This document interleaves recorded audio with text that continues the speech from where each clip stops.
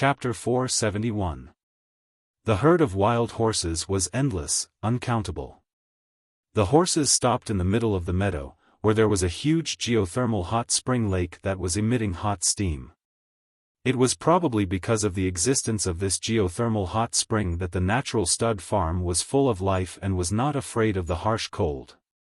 Beside the hot spring lake, the water and grass were even more abundant, not inferior to that of spring and autumn. Some of the horses jumped into the water and swam around, but most of them were grazing quietly, wagging their tails in a leisurely manner. Even Yunyang was affected by the tranquil atmosphere. For a moment, he did not want to disturb the horses' peace and tranquility. However, at this moment, a long neigh came rumbling from afar. The horses by the lake were immediately alerted, neighing with their heads held high. Their eyes looked into the distance, as if something was amiss. Snow fluttered in the air from afar as another large herd of horses galloped over. Their target was obviously the hot spring lake as well. The horses here retreated slowly, leaving only a snow-white steed standing at the front with its head held high. This horse was a full head taller than the other steeds, and its body was almost 5 feet long. Just by standing there, the tall, long-legged, and extremely sturdy white horse gave off the aura of a powerhouse that could hold the fort against 10,000 enemies. It was so abundant and unstoppable that no one could compete with it. It seemed to be conveying a message: as long as I am here, don't even think of invading the stud farm. The rumbling from the other side was getting closer, heading straight for the hot spring lake.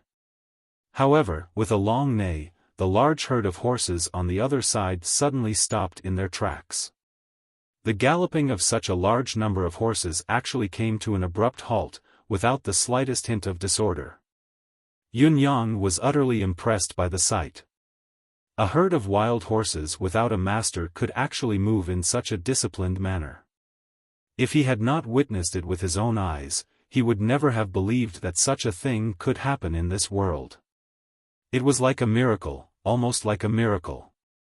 The leader of the wild horse herd was a fiery red steed. The height and length of the red steed were almost the same as the snow-white steed. At this moment, it was letting out a provocative roar. It was obvious that it wanted to settle the matter regarding the ownership of the hot spring lake and use strength to determine the victor. Yunyang understood the situation the moment he saw it. It was the middle of winter. The weather was freezing, and the snow was falling. In order to eat fresh water grass, the wild horses could only live near the hot spring lake. However, there was only one hot spring lake, and the two horse herds were fighting over the ownership of the hot spring lake. To Yunyang, this was completely unnecessary. The surface area of the hot spring lake was rather large. Due to the geothermal heat, the surrounding land of the hot spring lake was also covered with unusually dense grass. It was more than enough for the two horse herds to survive. There was no need to worry about the lack of resources or the worry of starvation. There was no need to fight at all. They could eat their fill in peace. However, this was Yunyang's idea. The two horse herds did not share the same thought, so they could only monopolize it. This was especially true for the two horse kings. They didn't think so. As the saying goes, a mountain cannot contain two tigers. In a herd of horses, only one horse king was needed, or rather, only one horse king could exist in a herd of horses. In fact, if there was only one horse king in two horse herds, they would have merged into one long ago.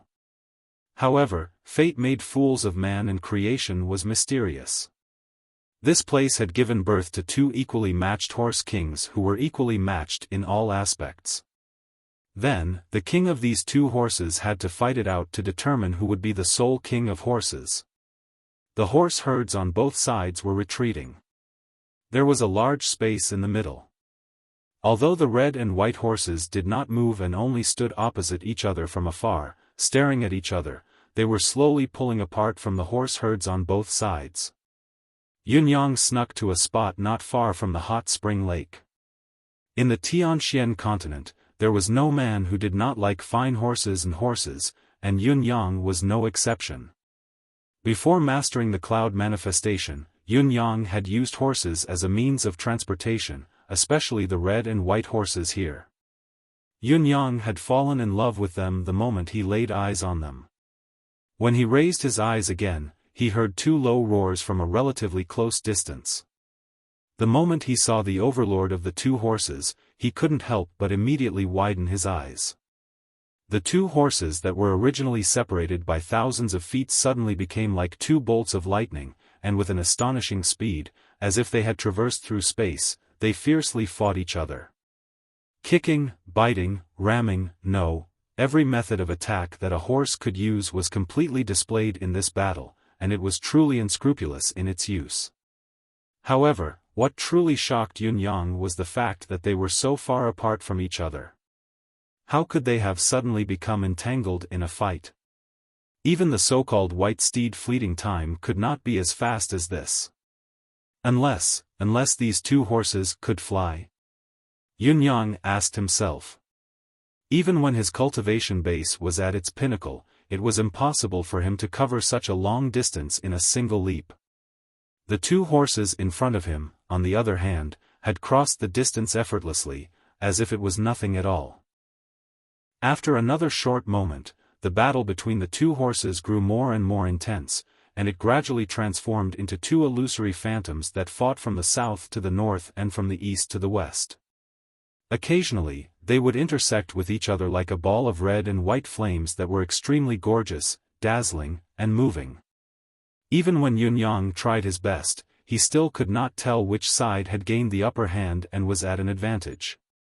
On both sides, millions of horses galloped on the spot, neighing at the sky. For a moment, the wind and clouds surged, deafening to the ears. It was obvious that both horse herds were cheering for their kings. The two horse kings were even more spirited when they heard the horses' cheers. As they neighed, they launched their attacks even faster, attacking and dodging like lightning.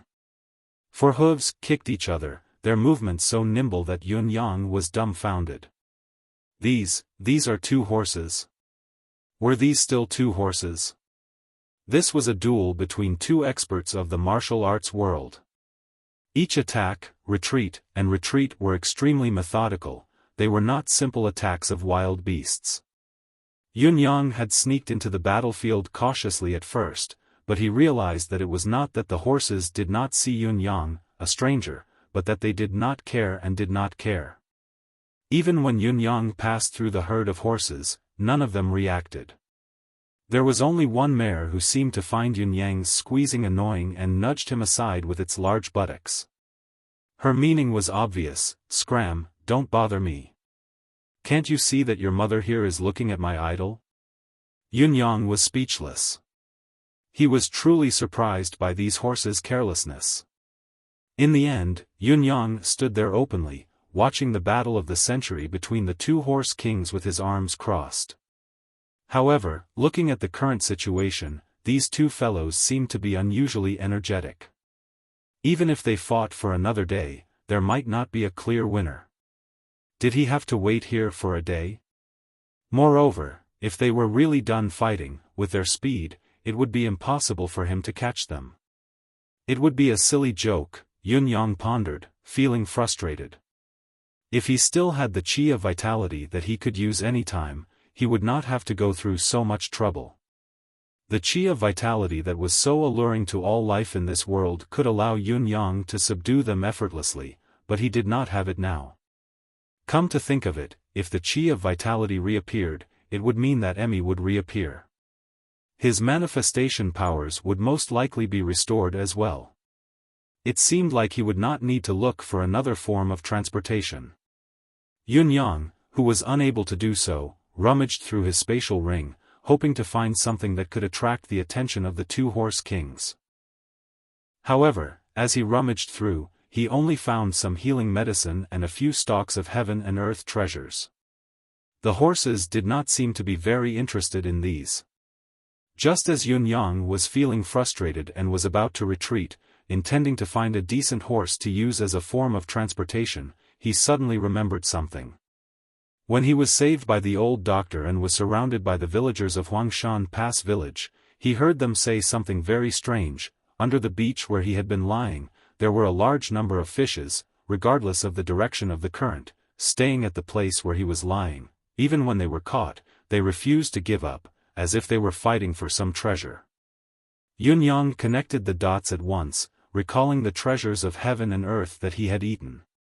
He thought to himself, could it be that my flesh and blood have a special attraction to animals? However, horses did not like to eat flesh and blood.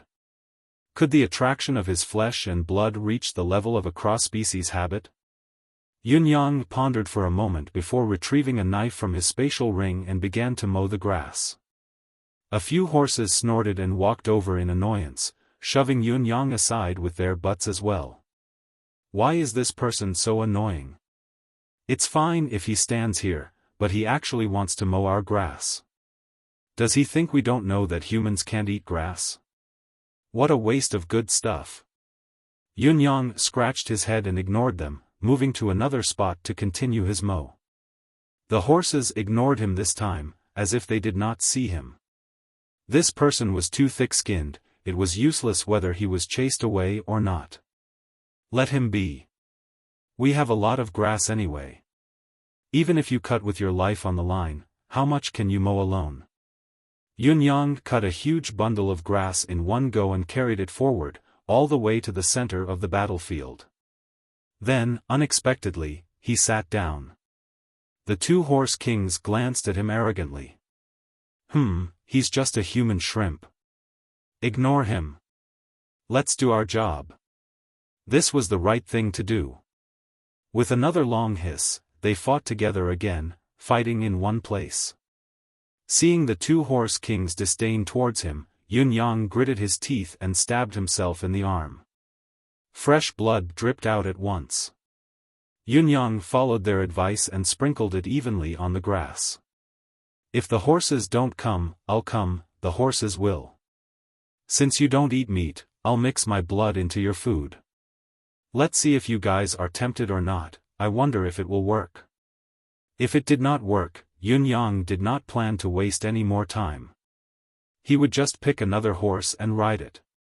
Although he could not tame the horse kings with his current cultivation base, it would not be a problem for him to tame ordinary horses. It was only to confirm if the method was effective. Yunyang, who had just recovered from his injury, did not want to waste too much blood. He had only drained half a bowl of blood and sprinkled it on the bundle of grass in front of him before quickly bandaging the wound. His body was too weak now, he was already feeling dizzy from letting out such a small amount of blood. If he were to let out more, he might actually pass out. The two horse kings were still engaged in their battle, not even sparing a glance in his direction. From east to west, from south to north, they crisscrossed, coming and going like lightning. As the two horses fought, the red horse king seemed to have gained the upper hand. On the other hand, the white horse king seemed to be exhausted and gradually fell into a disadvantageous position. Coincidentally, a red silhouette flitted past Yunyang and charged forward like a bolt of lightning, ready to follow up on his victory and take down his opponent in one fell swoop. The white horse king let out a long neigh filled with unwillingness. Its neigh was filled with a solemn and stirring emotion. It seemed to have a premonition that it would definitely lose if the battle went on and lose its position as the horse king. Seeing the red horse charging towards it, the white horse king did not show any signs of weakness. It assumed a stance, ready to face the attack head-on. From Yunyang's point of view, if the collision were to happen, it would be a lose-lose situation. It was more likely that the white horse would die while the red horse would be gravely injured.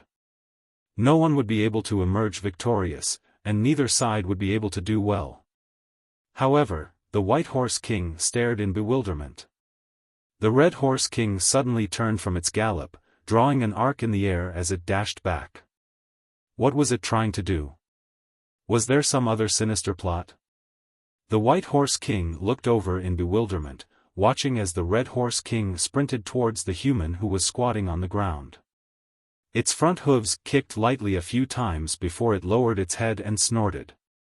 The White Horse King's eyes widened. What was going on? Our horses only make such noises when they're comfortable and yearning for something. You're young and naive, Xiaofan, but you shouldn't be doing this to a human, should you? What are you yearning for? What are you comfortable about? Have you seen the world? Where's your horse king demeanor? Yunyang lifted his head and saw a large red horse head in front of him. Its nose twitched, its eyes filled with yearning as it stared fixedly at the bundle of grass beside his hand. More accurately, it was staring at the grass that was bathed in his blood. There was hope. Yunyang put on a kind expression and said in a gentle voice, "Do you want to eat it?" The red horse looked at him warily and hopped 2 steps back. Its eyes were wide open as it stared at Yunyang cautiously. Yunyang pushed the tender grass in his hand forward and said, "Do you want to eat it? Do you want to eat it or not?" The red horse paced back and forth restlessly. It shook its head and looked into the distance. Then, it turned its head back and focused all of its attention on the green grass in front of it. Its throat was growling, and saliva was dripping from the corner of its mouth. "I think you just don't want to eat it." Yunyang sighed and picked up a straw rope that he had made to kill time earlier. He collected the huge bundle of grass on the ground and tied it together with the rope. Then, he slung it on his back and turned to leave. Clip-clop, clip-clop, the red horse followed behind him, its eyes still staring longingly at the grass on its back. It snorted impatiently and then snorted again. It obviously wanted to extend its mouth to eat it, but it instinctively felt the danger. However, it did not want to give up. It was the most tempting impulse it had ever felt in its life. Due to the situation, the red horse could only follow step by step. Yunyang seemed to feel the danger of carrying the grass on his back, so he hugged it in his arms and continued to move forward. His speed was even increasing. The red horse panicked. It dared not eat it, but smelling it was good enough. "Why did you put it in front of you? Why are you so stingy?" It took another 2 steps forward and nudged Yunyang's back with its head. Yunyang turned back to look. The red horse retreated 30 to 40 feet as if it had been frightened, looking at him warily. Yunyang waved his hand and said, "No need to send me off. I'm leaving now. I'm afraid we won't see each other again." Before his words echoed in the air, he turned to leave again. The red horse gave chase again. He turned his head again. He retreated again. He turned back and the red horse gave chase again.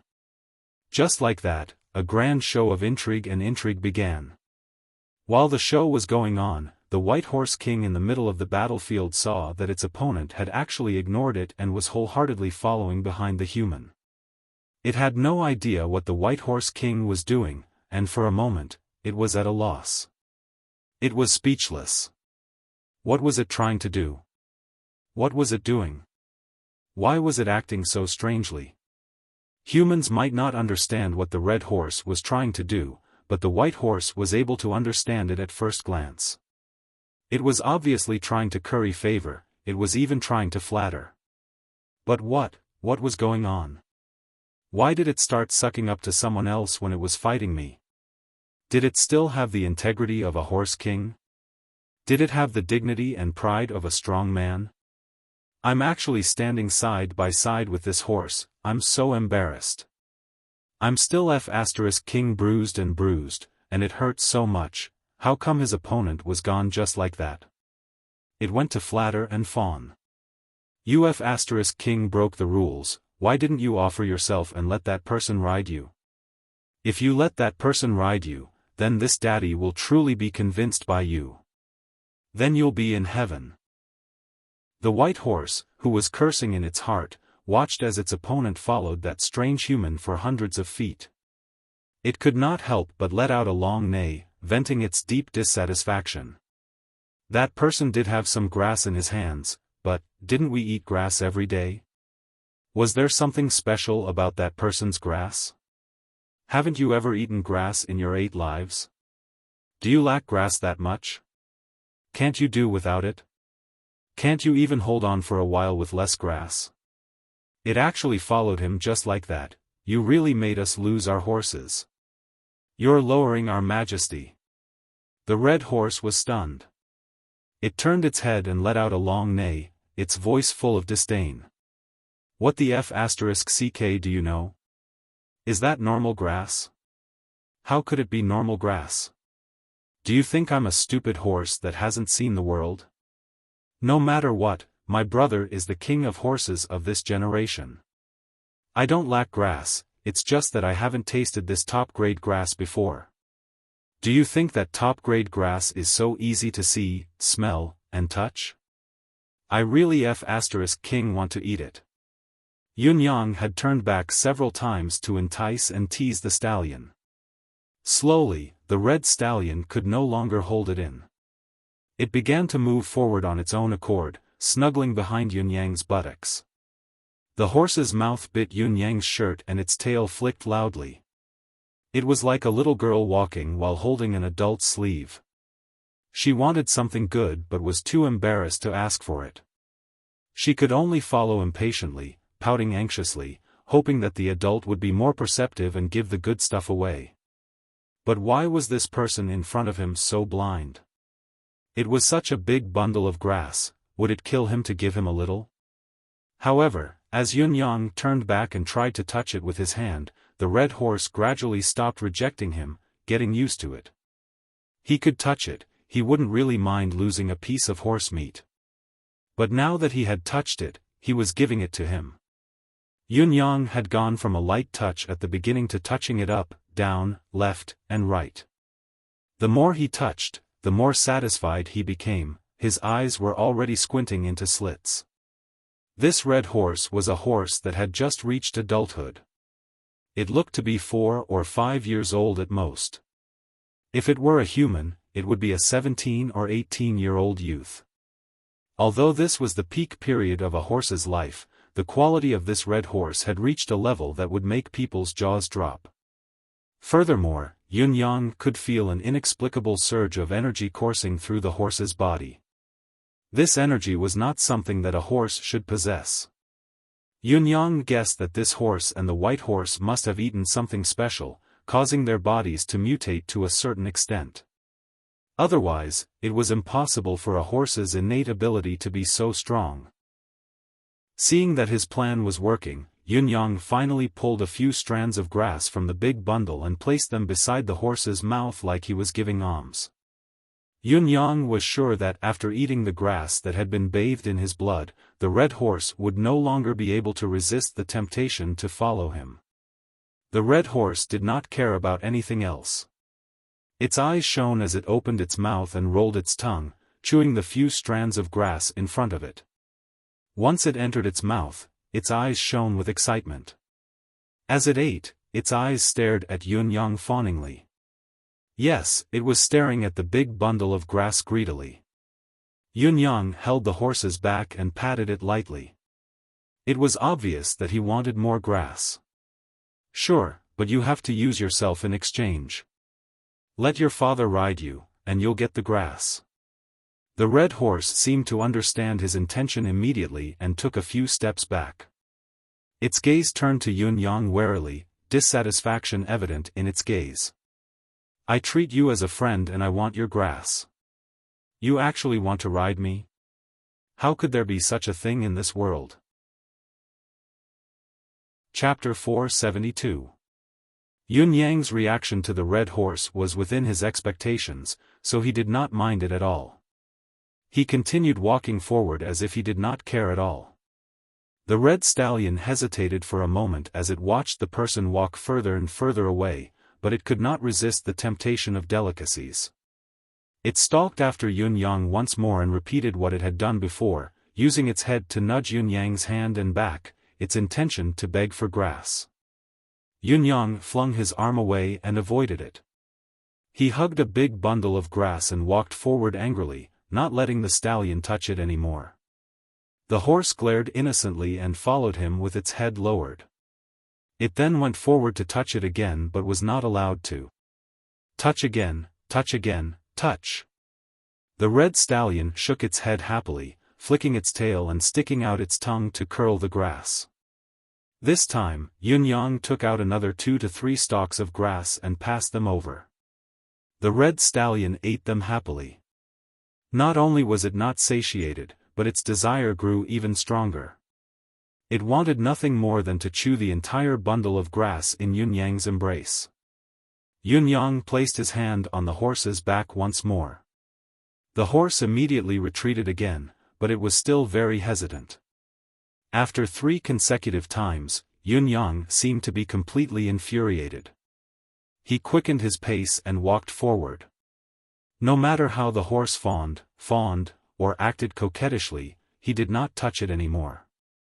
He would not let the grass eat it. He had already walked a distance of about 10,000 feet. The white stallion and the horses on both sides were dumbfounded and speechless. It was obvious that they did not know what was going on. After a while, the red stallion could no longer hold it in. It suddenly galloped to Yun-yang, its head bobbing up and down before it snuggled into Yun-yang's embrace and opened its mouth to eat the grass. "You can't coax it, so you snatch it? Are you robbing a horse? Why don't you go to heaven if you're so capable?" Yun-yang was furious. With a flick of his wrist, the bundle of grass disappeared in an instant. The red stallion was stunned. "Where's my grass? Where's my delicacy? Where did it go? Could this person know magic? How could he just disappear into thin air?" A horse was a horse after all. It did not know that a spatial ring was a must-have item for traveling, but it knew that it was Yun-yang's doing. It paced around anxiously, its eyes eager to please. Yun-yang snorted and ignored it, walking forward as if he did not see a horse like this in front of him. When the horse approached him again, he immediately dodged and took a detour. "You want grass, but you dare not let me ride you. I don't want you anymore, okay?" Yun-yang's determination terrified the red stallion. "This human is actually ignoring me. What should they do? If I eat more of that grass, it will be even more beneficial to me, and I can become even more outstanding. As long as I eat all of them, I feel that my bloodline can be purified to an unprecedented level." Yun-yang continued to walk forward. The red stallion was obviously anxious, hopping in front of him and nudging him backward with its head. Yun-yang dodged again and again, but the horse stopped him again and again. They fell into a strange stalemate. After a while, Yun-yang, who saw that the horse was really hungry, finally stopped. The red horse stood in front of him in a submissive manner. "Humph." Yun-yang suddenly snorted coldly and was about to walk over from the side. The red stallion panicked, it suddenly neighed and plopped onto the ground. With a roll, its white belly was exposed. Its 4 hooves were half curled towards the sky, its eyes staring at a certain unscrupulous human. Yun-yang was amused and annoyed at the same time. He scolded, "If you can't steal it, then you snatch it. If you can't snatch it, then you flatter it. Aren't you the king of horses? Where's your style? Where's your pride? Where's the lower limit of your integrity? I've really broadened my horizons today." Of course, the horse did not understand what he was saying, only looking at him with its head tilted. Yun-yang went around it and continued to walk forward. Seeing that someone was still walking, the horse stood up and followed behind him, pestering him shamelessly. "I won't give up if I can't eat the grass." Yun-yang sighed and took out a small handful of grass that seemed to materialize out of thin air. The horse was overjoyed, rushing forward to eat it from Yun-yang's palm. Its wet tongue even licked Yun-yang's palm in a fawning manner. Yun-yang took out another handful. The horse's eyes shone as it came forward again. Yun-yang did not give it the grass directly.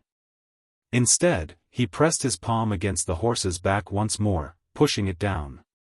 The red stallion did not retreat this time, but it stood stiffly for a long time, as if thinking whether it should yield or not.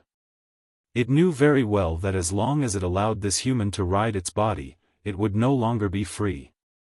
However, if it did not allow this person to ride it, it would never be able to eat the grass. If it wanted grass, it would have to be ridden. The red stallion whimpered, looking at Yun Yang with teary eyes.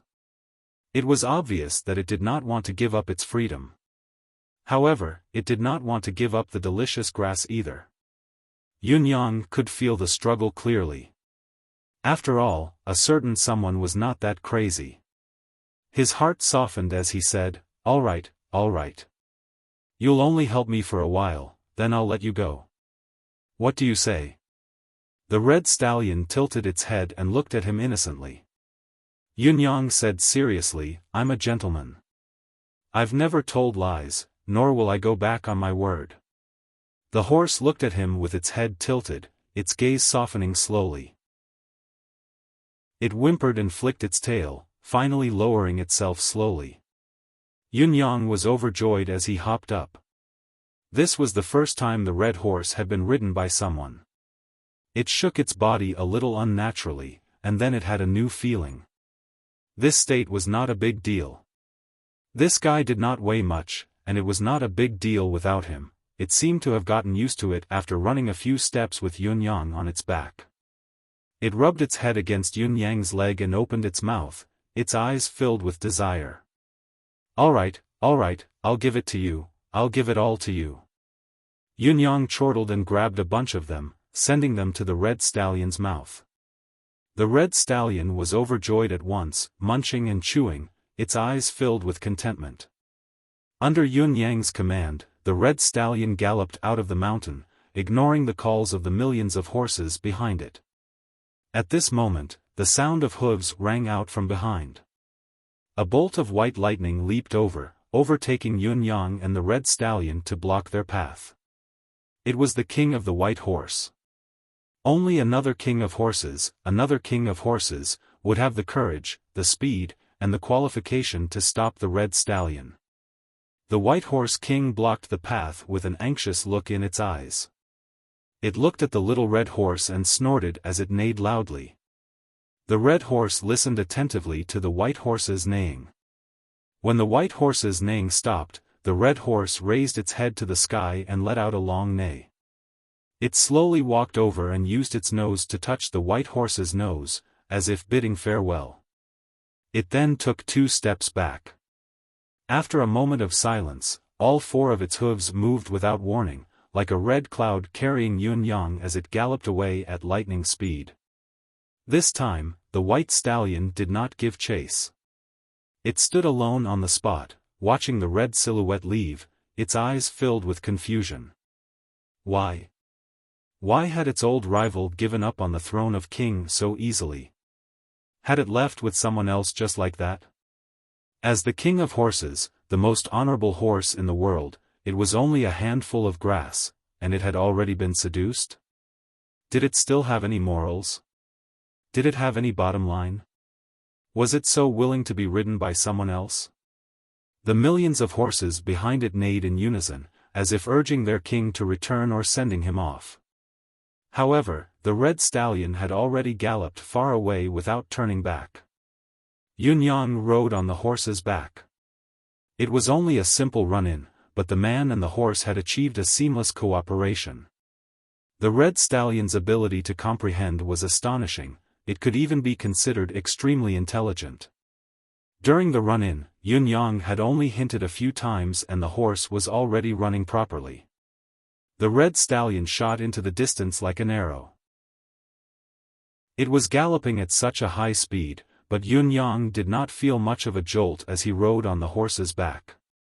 The horse harness that the villagers had prepared for him was completely useless.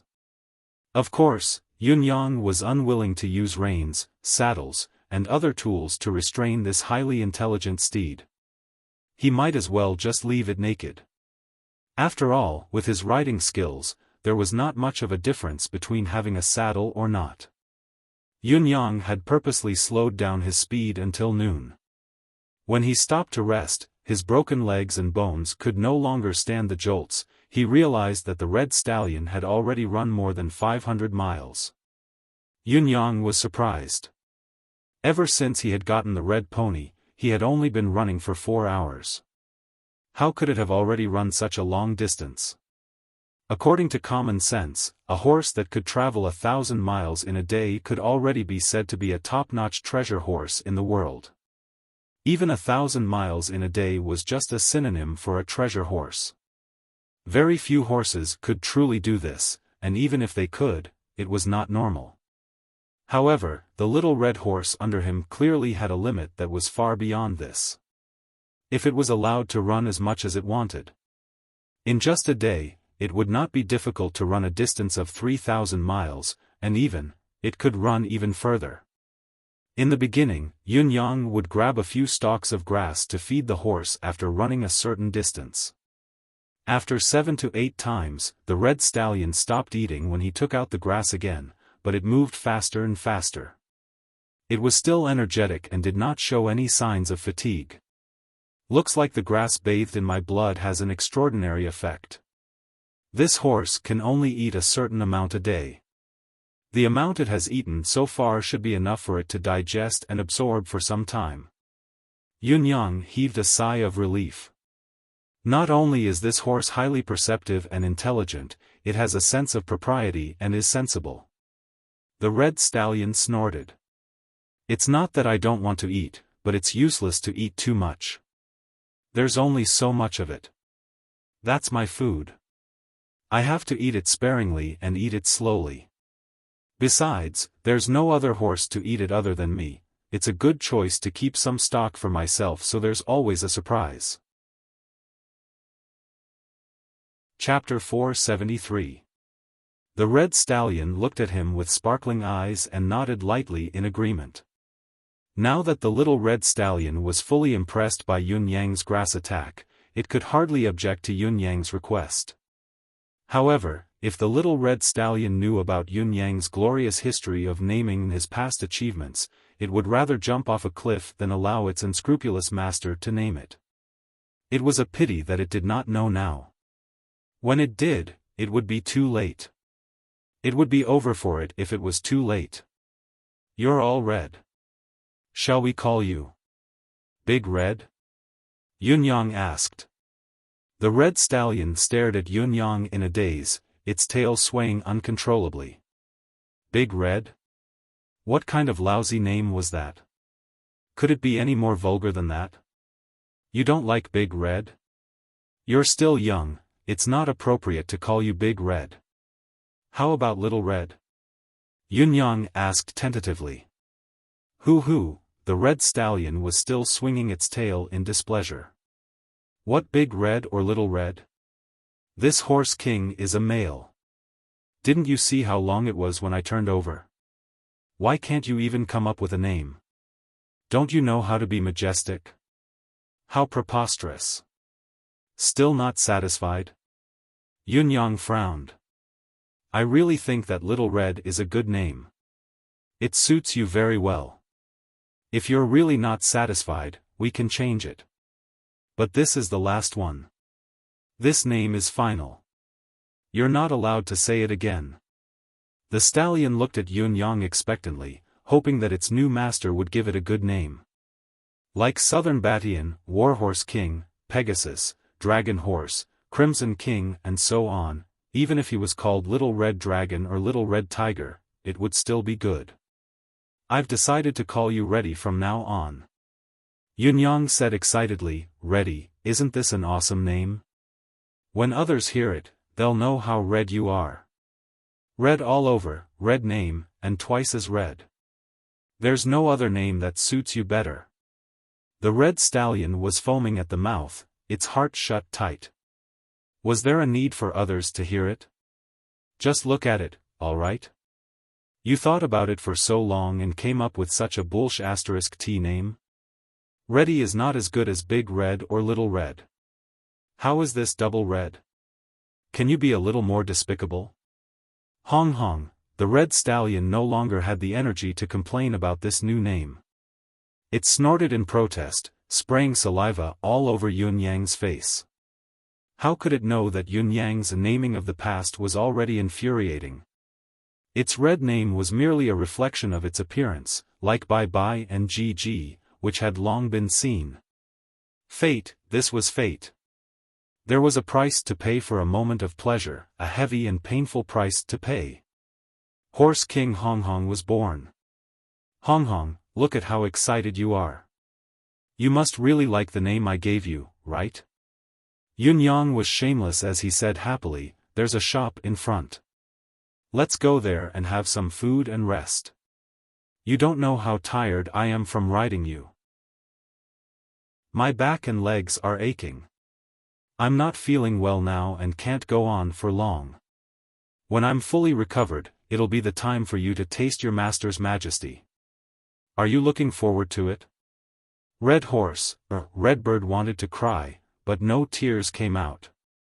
When did you see that I was satisfied with this name? I'm a horse, you're a human.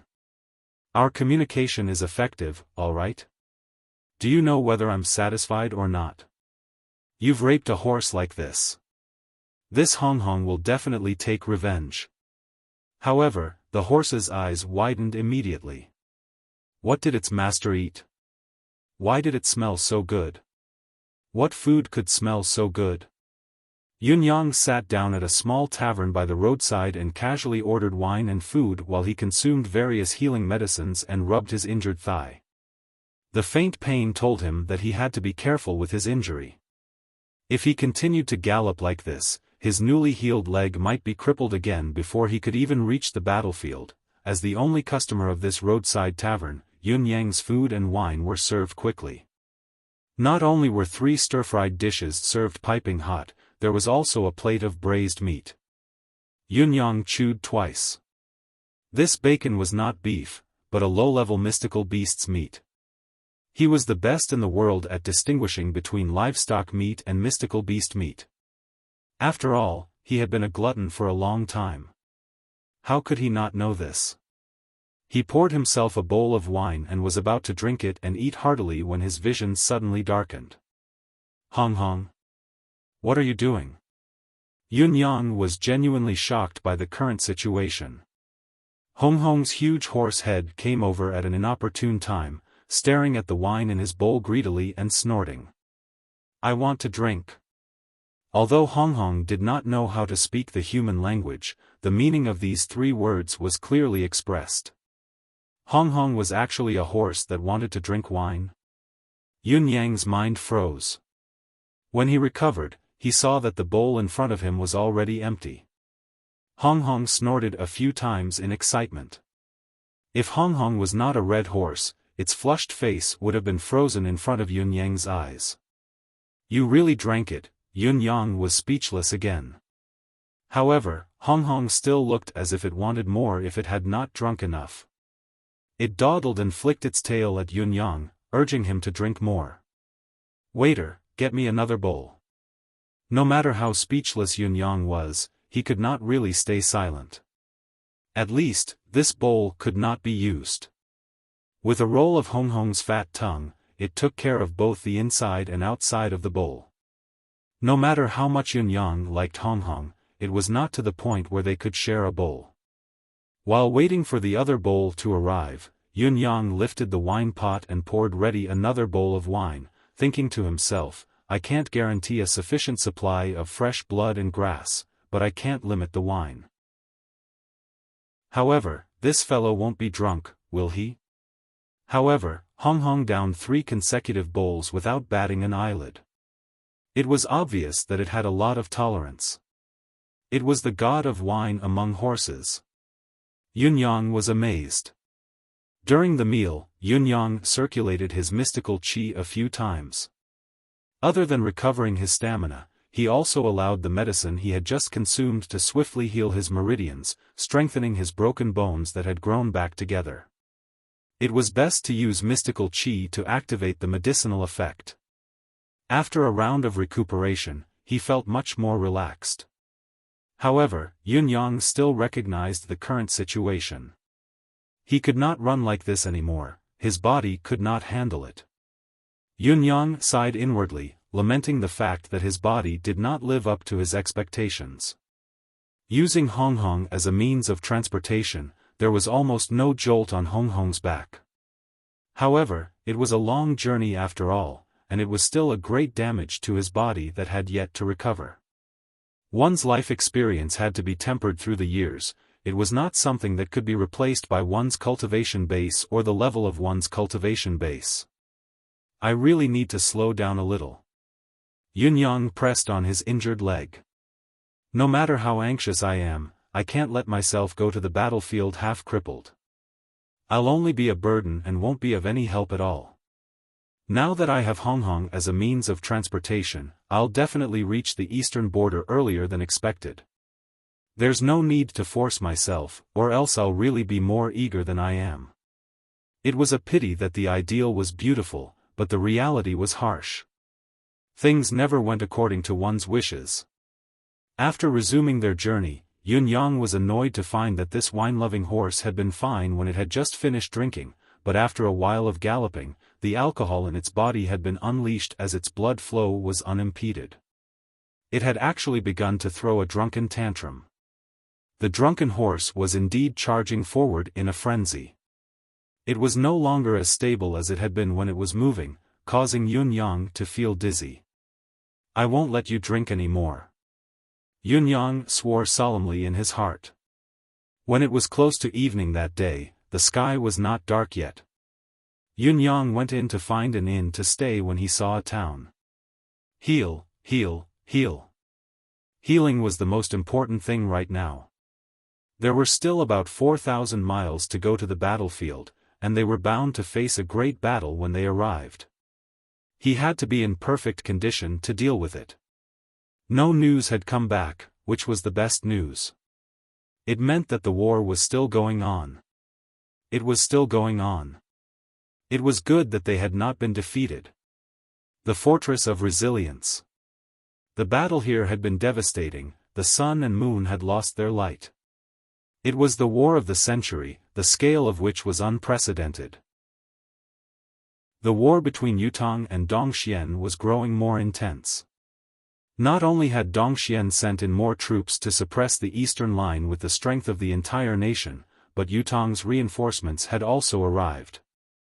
Other than the martial artists and ordinary citizens who came daily, Yutong's military reinforcements had arrived as well.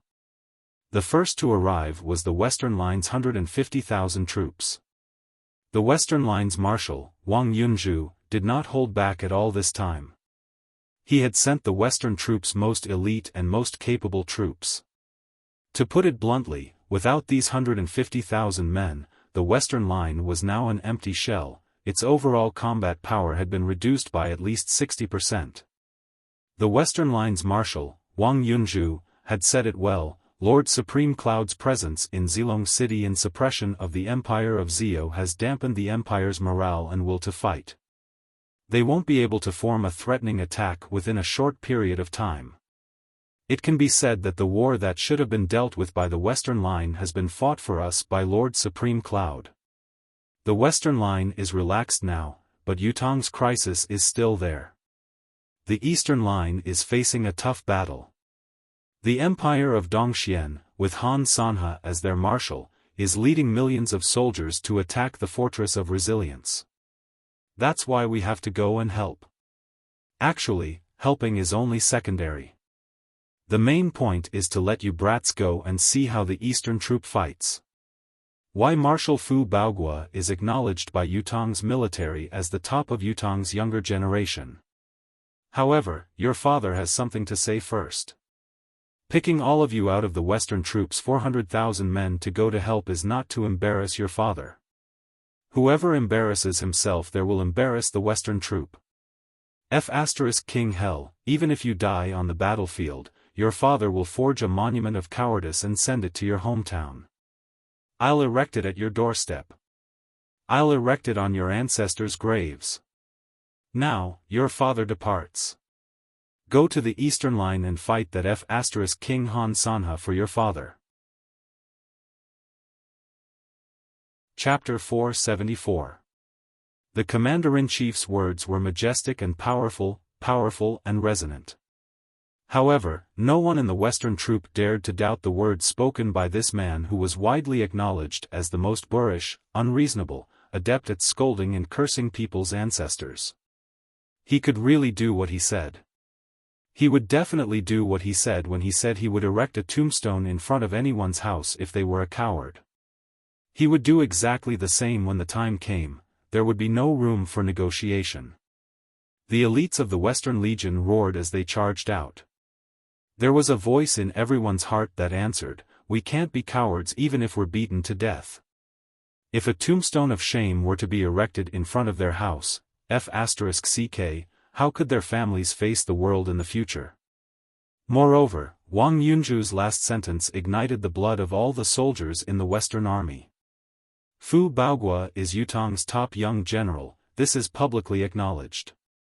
Your father is convinced, but the Eastern troop has always been called Yutong's top troop. Your father is not convinced. Remember to snatch this title back for your father when I send you over. Your father has lost once, my subordinates must not lose again. Snatch it back. We must snatch it back. 150,000 men roared in unison, causing the ground to tremble. The leader of the reinforcement troops was the vanguard of the Western Army, Sun Zihu, the most valiant general under Wang Yunju.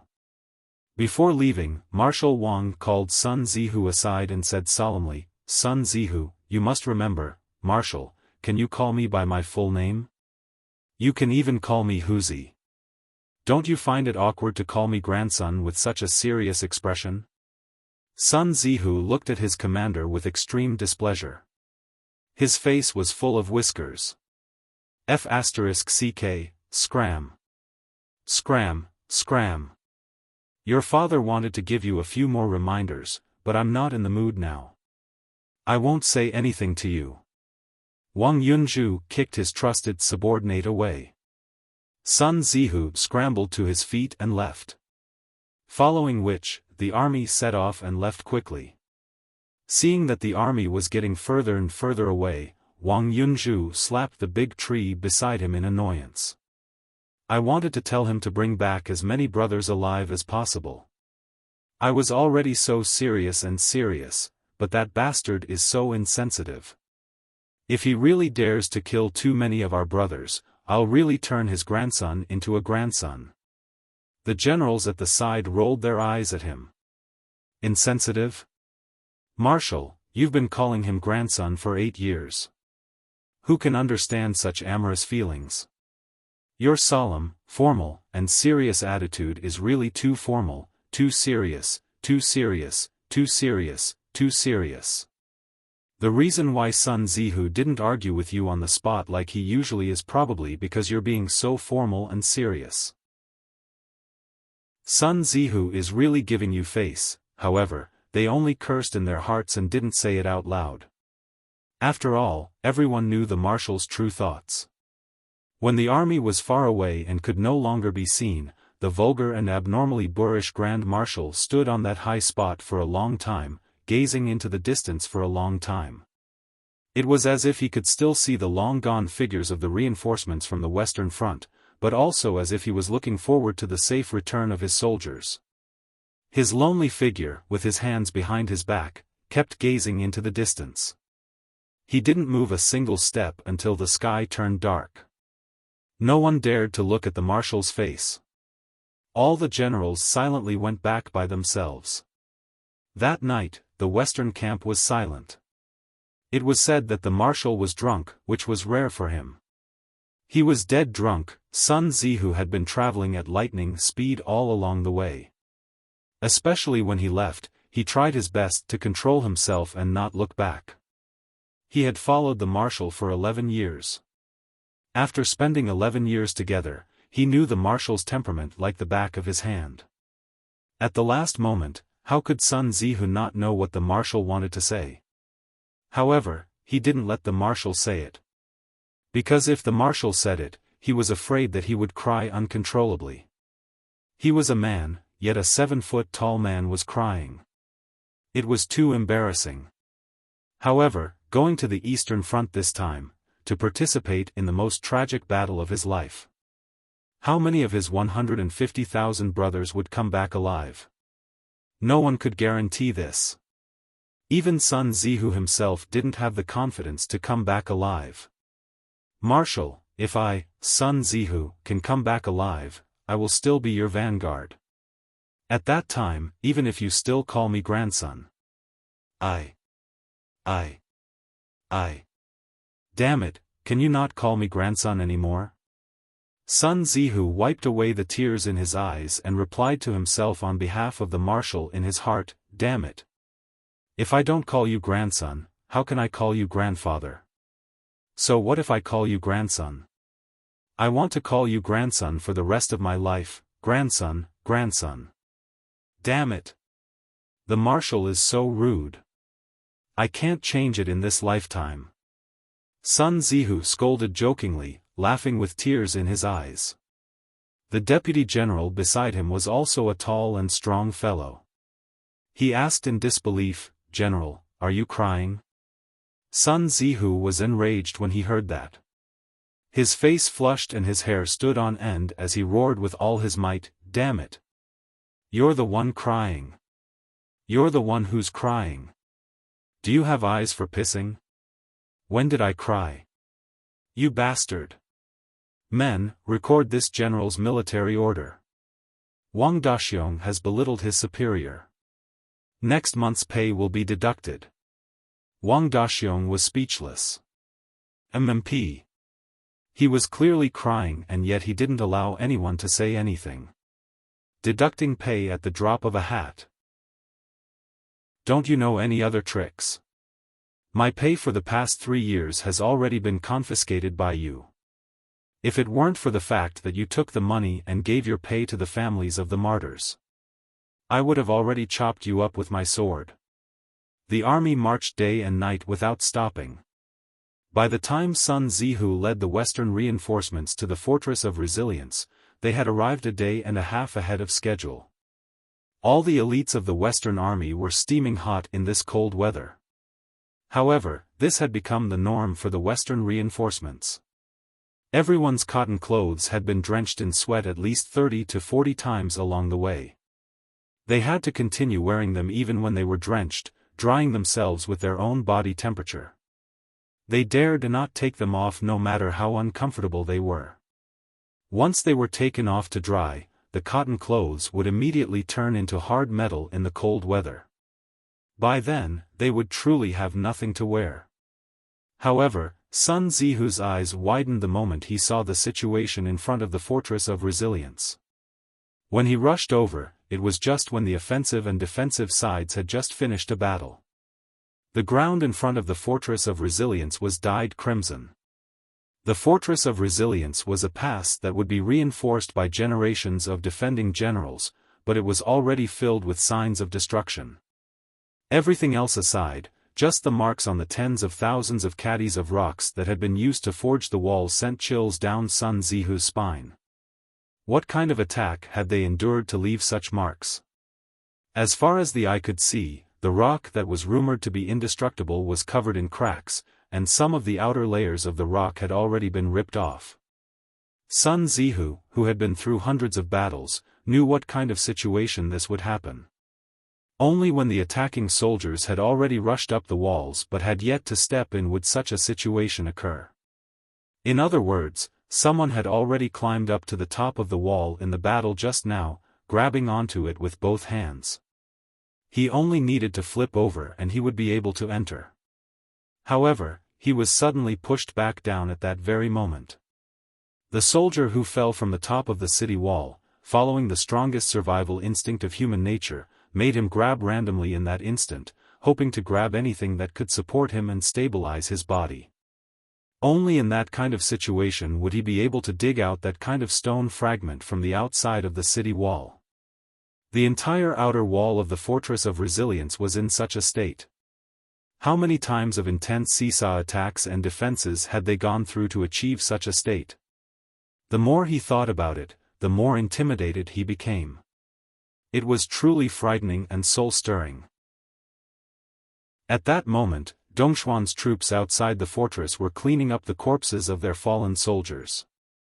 Upon closer inspection, Sun Zihu felt a chill run down his spine, his muscles tightening. Looking from afar, many of Dongxuan's soldiers' corpses could no longer be carried on stretchers. There were simply too many dead, there were simply not enough stretchers to carry them. Dongxuan's troops had used carriages to load the carriages, laying down long and wide wooden planks. The corpses of the fallen soldiers were tossed onto the carriages like broken sacks. A wooden carriage could probably hold dozens of corpses. If they were piled higher, there would be a few more. This was only the surface of the corpses strewn all over the ground. After moving one corpse, there were still many more below. Another layer was moved, and another layer was moved. It was only when the ground was dyed red that the process of cleaning up the corpses came to an end. In spite of this, the blood that flowed on the ground was even more ghastly. The elites of the Western troop sucked in a cold breath, their hearts chilled. Tragic. Chapter 475. Such a brutal battle had never happened in the Western troops' many years of war. After all, the enemies they faced were different. Dongxian and Ziyou's armies were fundamentally different. The empire of Ziyou's army's individual combat ability was second to none in this world, but they had never gained the upper hand against Yutong's army that excelled in teamwork. Yutong's Western troop, who had always gained the upper hand against Ziyou's army, had always felt that their combat power was the best in Yutong. Previously, Marshal Wang of the Western troop had given the order for the Western reinforcements to snatch Yutong's top troop, but now, witnessing the Eastern battle with their own eyes, the Western elites felt their hearts skip a beat. Tens of thousands of corpses had been lost in a single battle. Sun Zihu entered the Fortress of Resilience in a daze, but he was immediately warmly welcomed by the defending generals. Fu Baogua had even come out personally to receive him and treat him with the highest of honors. Holding Sun Zihu's hand, Fu Baogua's eyes were brimming with tears. The Fortress of Resilience was in dire need of reinforcements right now. Perhaps, it should be said that the Fortress of Resilience had always needed reinforcements, but the need for reinforcements was already pressing. Without reinforcements, the Fortress of Resilience could no longer be defended. It was in a precarious situation and could easily be destroyed. Faced with Han Sanhe's ferocious attack, Fu Baogua's 400,000 men were decreasing at a speed that pained him to the core. There were less than 250,000 men who could fight now. These 250,000 men included the steel cavalry who could not participate in the defense of the fortress and the 30,000 men that belonged to Fu Baogua's secret troop. In other words, there were only 80,000 men left to participate in the daily defense of the fortress. Almost every single one of these 80,000 people was exhausted and exhausted. They were barely holding on and could collapse at any moment. Fu Baogua's face was pale, his eyes sunken, and he was almost out of shape. He, who had always paid attention to his appearance, now looked like a middle-aged uncle with stubble all over his face. In spite of this, the concealed killing intent still proved that Fu Baogua was still holding on, still abiding by the promise he had made to Yunyang that day. Marshal Fu, you've worked hard. Sun Zihu has led 150,000 brothers from the Western Army to participate in the battle. The reinforcements from the Western Front will all listen to Marshal Fu's commands. Orders will be strictly executed, and there will be no objections. To be able to become an elite in the army, they were basically veterans. With just a glance at the battlefield, Sun Zihu and the 150,000 Western troops had a good understanding of the current situation. They were even more impressed by the Eastern troops. The top troop of Yutong lived up to its reputation. It lived up to its reputation. Marshal, your wish of us taking back Yutong's top troop is really slim. At least, we don't have much confidence in it. Battles were always two-sided. To be able to beat the enemy so miserably, the price they had to pay couldn't be any better. Brothers, you've worked hard. Fu Baogua smiled warmly and happily. Brothers, it's been a long and arduous journey. Just looking at your attire is enough to tell you that. I'll have a good meal tonight and then I'll sleep. There's no need to worry about the war. Let's talk about it after we recover. We'll need to rely on you guys in the future, but not now. Yes. Sun Zihu was also a man who knew how to fight. Naturally, he knew that Fu Baoguo's words were sincere and that he was truly thinking for the Western troop. He had led 150,000 brothers to rush all the way. Although they had arrived a day and a half earlier and their morale was high, their stamina was already at its limit. Everyone was exhausted. If they were to join the battle now, they would only be slaughtered. They weren't here to help, but to throw their lives away. A night of rest was indeed necessary. It was absolutely necessary. The reinforcements who had traveled such a long way, in addition to familiarizing themselves with the war, the terrain, and the situation, would need at least 2 days of rest before they could fully recover and assimilate. However, both Sun Zihu and Fu Baoguo knew that Han Sanhe would never give them this buffer time. Indeed, on the same night that the reinforcements arrived, Dongxuan's army launched another attack on the Fortress of Resilience under Han Sanhe's command. It was an unprecedentedly powerful attack. The 300,000 soldiers of Dongxian were divided into 6 waves by Han Sanhe, who attacked relentlessly without any break in between. The sounds of battle shook the heavens. Fu Baoguo tried his best to divide the defending troops into 3 waves, taking turns to go forward. Many of the soldiers were truly exhausted. They carried the rocks and walked, but when they suddenly fell to the ground, they did not faint from exhaustion, they died from exhaustion. Fu Baoguo's expression was steely, his heart was steely as well. He knew that he had to get through this. If he could not, the Fortress of Resilience would fall without a doubt. On the other hand, with the aid of the Western reinforcements, he could continue fighting Han Sanhe. Marshal, deploy the steel cavalry and the serving troop to help defend the fort. Many of the steel cavalry generals and Fu Baoguo's secret troop came forward to plead, tears streaming down their faces. We can't go on like this.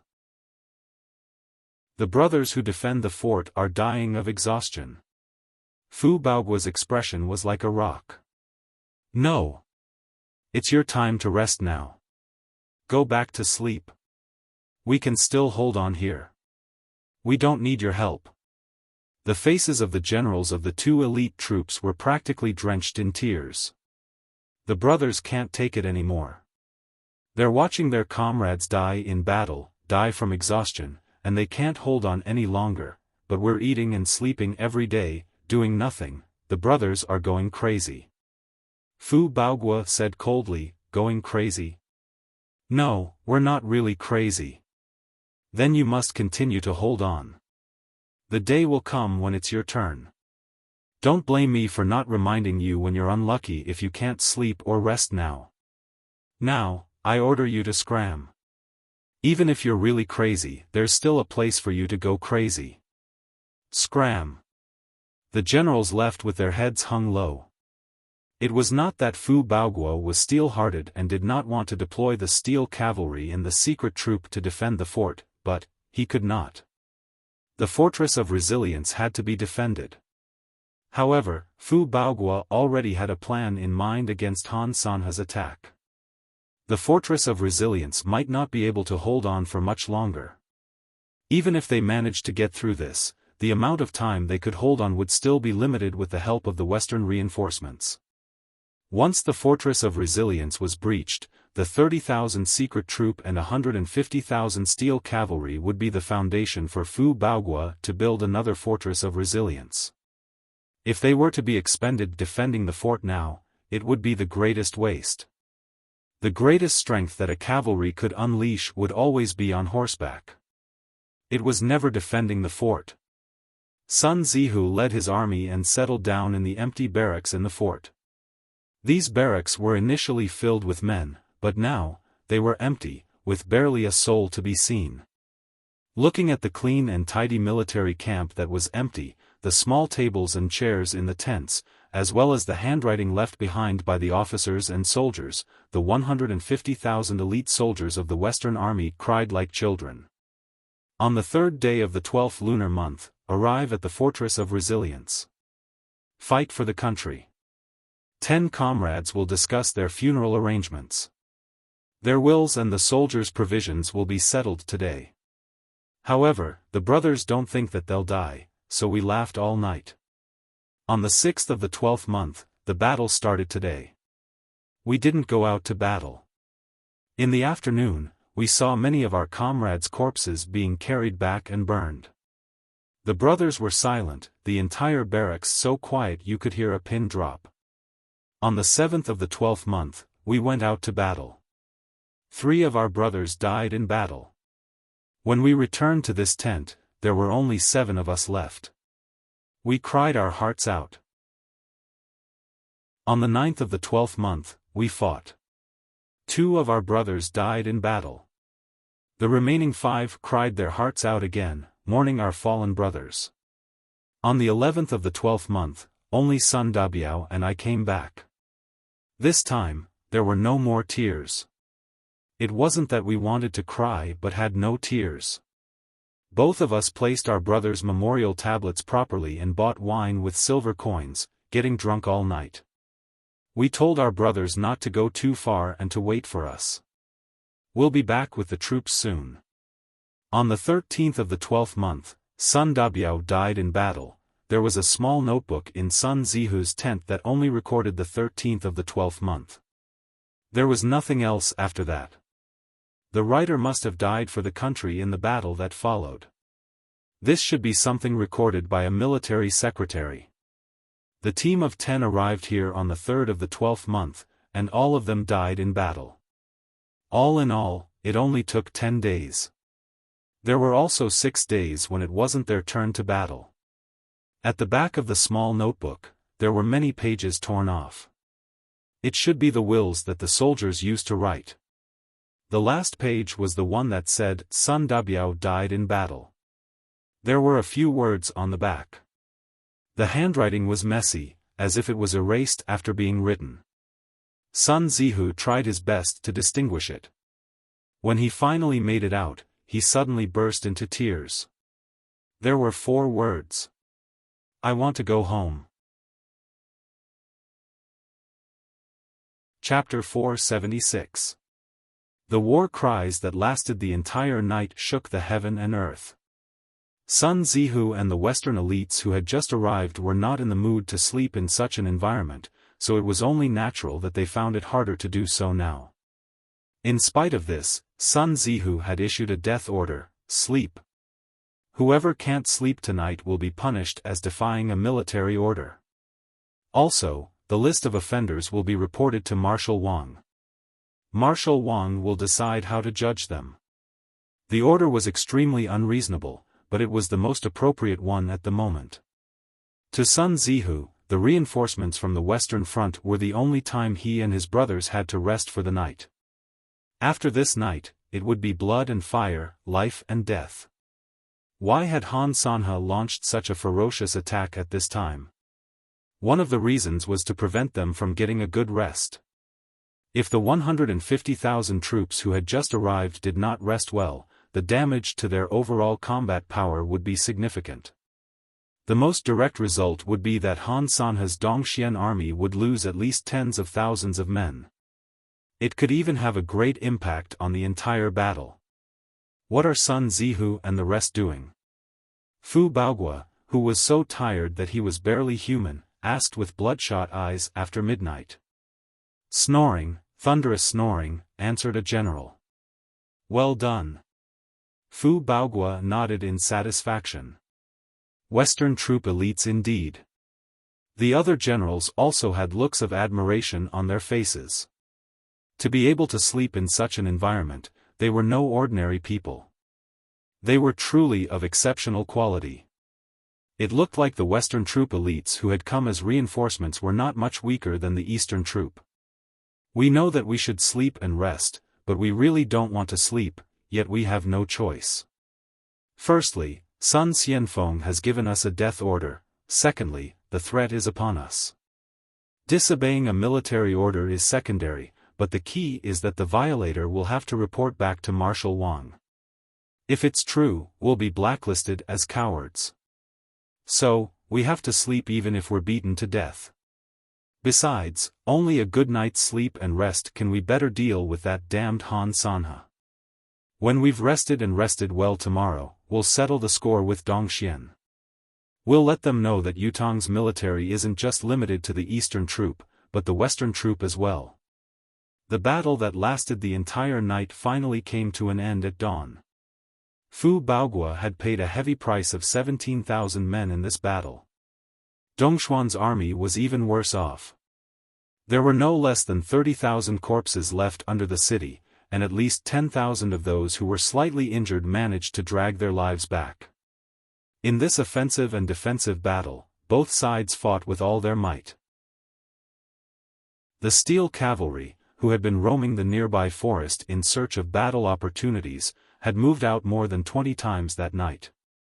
In just one night, they had used up all the arrows they had brought with them, leaving not a single one behind. It was only at the break of dawn on the second day that Fu Baoguo could finally heave a sigh of relief. But Sun Zihu requested to fight.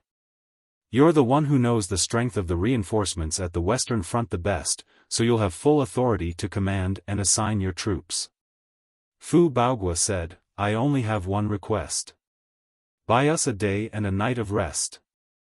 "Don't worry, General Fu. The western troop will do their best. Even if they have to sacrifice their lives and be wiped out, the fortress of resilience will not fall." Sun Zihu returned the salute solemnly. What he had seen along the way during the long journey had made Sun Zihu truly understand the importance of the fortress of resilience. After the fortress of resilience, it was a vast expanse of flat land. There was no longer any danger to defend. Once this fortress was breached, Yutong would be exposed to the enemy naked, at their mercy. It was no wonder that there were mountains of corpses and seas of blood every time they fought here. It was because this was the only path that the invading enemy had to pass through.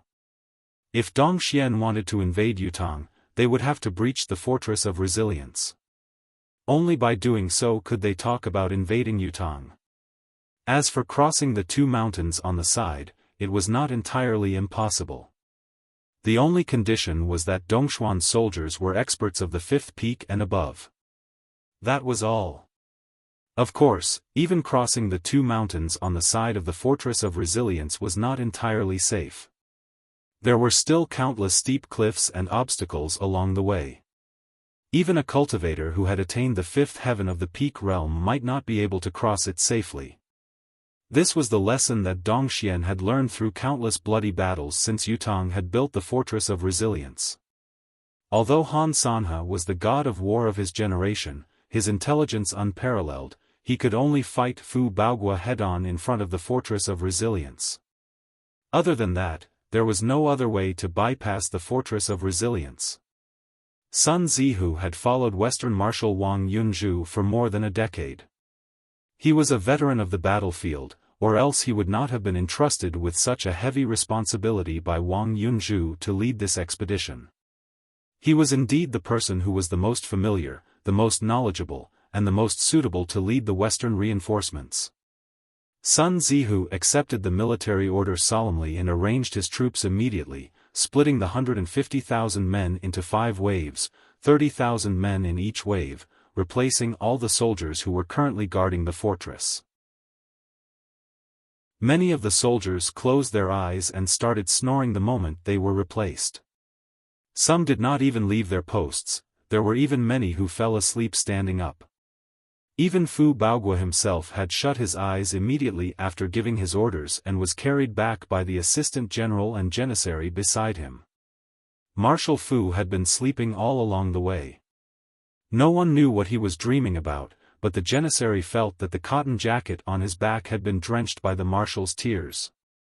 Who would have believed that Yutong's renowned marshal, Fu Baoguo, who had always been cold-hearted, would actually cry? Fu Baoguo's assistant general and janissary were not surprised, for their eyes were filled with tears as well.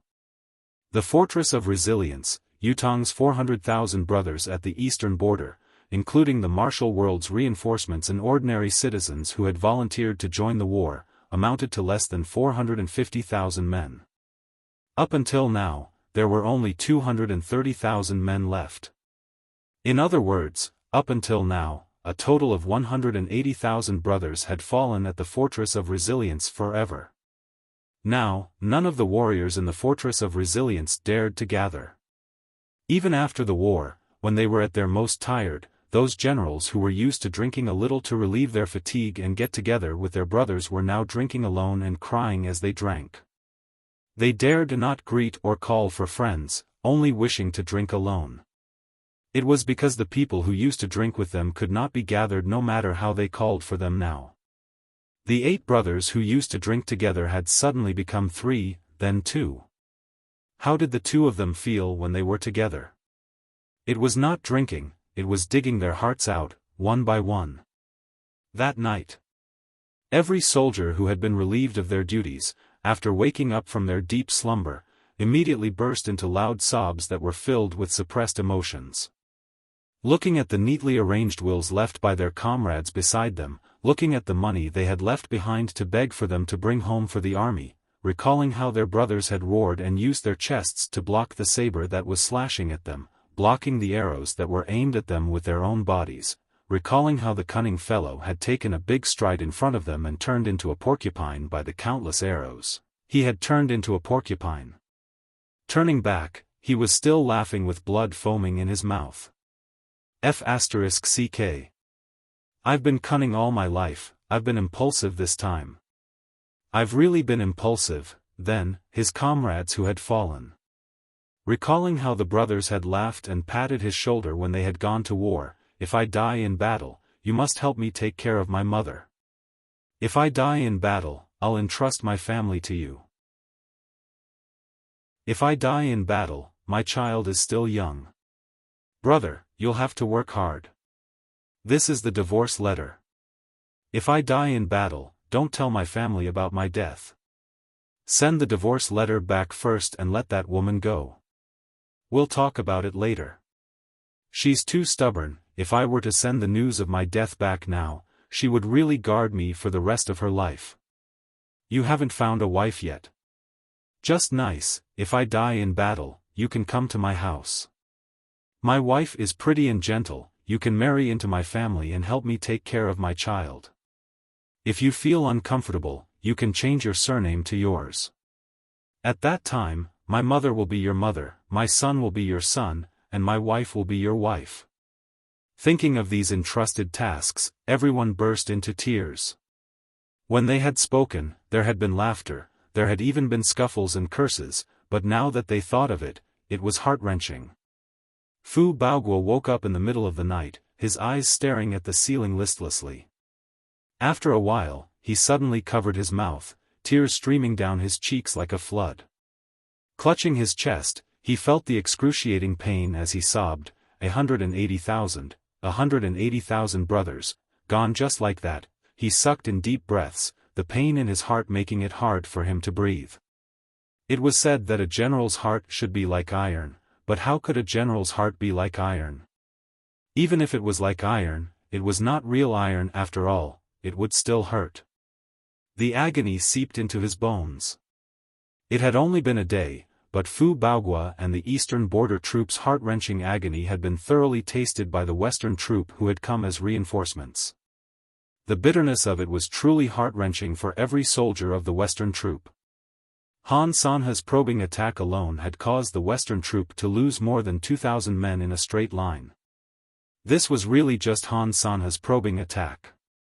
His ultimate goal was to find out who the reinforcements from yesterday were. He had to find out who they were before he could devise a targeted strategy. Chapter 477. After the probing attack, Han Sanha could sense the identity of the newcomer at once. The frontline battlefield had been changed, the troops had been changed, and the way they fought was obviously different. Even though they were all elite troops, they each had their own distinguishing features and style. The new relief troops' individual combat ability was even higher than the eastern troops, and their teamwork was excellent as well. Although the western troop had lost more than 2,000 men in this wave of probing attack, Dongxian had lost more than 5,000 soldiers, almost 2.5 times the loss. Such combat power, such training, they should be Yutong's elites from other directions. The northern troop, Taizheng, was fighting while the southern troop could barely fend for themselves. Naturally, it was the western troop who had come. Among Yutong's military, only the western troop possessed outstanding individual combat ability, due to the fact that they had been fighting against Zhou's army, which was known to be the continent's best in terms of individual combat ability. However, there seemed to be only a handful of people in the western troop who possessed such a commanding ability. However, the western line needed Wang Yunzhu to oversee it, so the commander of this war must be Wang Yunzhu's best general, Sun Zihu. The grandson had come. Han Sanhe was indeed the top general of the continent. He had swiftly guessed the reinforcement troops' capabilities and even locked onto the identity of the commander. With a single thought, he retreated from the attack immediately. After the time it took to drink half a cup of tea, a large flag was raised. Sun Zihu. Why have you come all the way here to die? What are you waiting for if you don't surrender now? Seeing this, Sun Zihu flew into a rage. Without another word, he shot out an arrow and shot the flag down. In spite of this, he had also confirmed the other party's guess. In the next 3 days, the unusually brutal war escalated rapidly. The Western troops' elites who were used to fighting tough battles in the West were gradually overwhelmed by the tactical atmosphere. This was not a war at all. It was a bunch of lunatics playing a game with human lives. It was not that their individual combat ability and teamwork tactics were useless, but they could only be used to a limited extent. Yutong's desire to protect the country and its people, their sense of duty to not be annihilated was one thing, they were not afraid of death. Dongxian, on the other hand, was an invader. How could they be so valiant? They truly deserved the title of the continent's top military power. Even if the enemies were attacking or besieging the city, their movements were neat and tidy, without the slightest hint of disorder. Even in the face of his comrades who were falling from the city wall like raindrops, his expression did not change, and his performance of the 4 words, wave upon wave, was like a textbook. No matter how great the sacrifices in front were, they still charged forward wave after wave, fearlessly charging forward. Sun Zihu looked into the distance and saw that on the other side of the enemy's formation, there was a large row of 500 military law enforcers with cold glints in their hands. If he moved forward, the saber in his hand would fall. There was a slim chance of survival if they advanced, but retreating meant certain death. With this realization, the Dongxian soldiers knew how to choose. Was there not a slim chance of survival? There was still a chance of survival compared to certain death. In spite of this, fighting Dongxian soldiers personally and experiencing Han Sanhe's strictness in managing his troops, Sun Zihu felt a chill in his heart. Why was he ranked number 1 on the continent? Why was he the god of war? In this battle, the momentum, power, and intimidation of his battle strategy had been fully displayed. The strict laws, the strict discipline, the elite troops, the overwhelming attacks, coupled with a group of crazy generals and soldiers, the combat power of the army was rising exponentially. Translator, Endless Fantasy Translation Editor, Endless Fantasy Translation. Before this, Marshal Fu Baogua had been facing such a strong opponent, but he had never been at a disadvantage, the fortress of resilience had never fallen. He was indeed the top man of Yutong's younger generation, whom even Marshal Wang admitted he was inferior to. He lived up to his reputation. How many of our brothers have gone? This was the question that Sun Zihu had to ask with a grim expression every day after the battle ended. He did not want to ask, he did not want to hear the answer. Perhaps, he did not dare to. However, he had to ask and he had to hear it now. In spite of this, Sun Zihu's heart trembled each time he heard the casualty figures.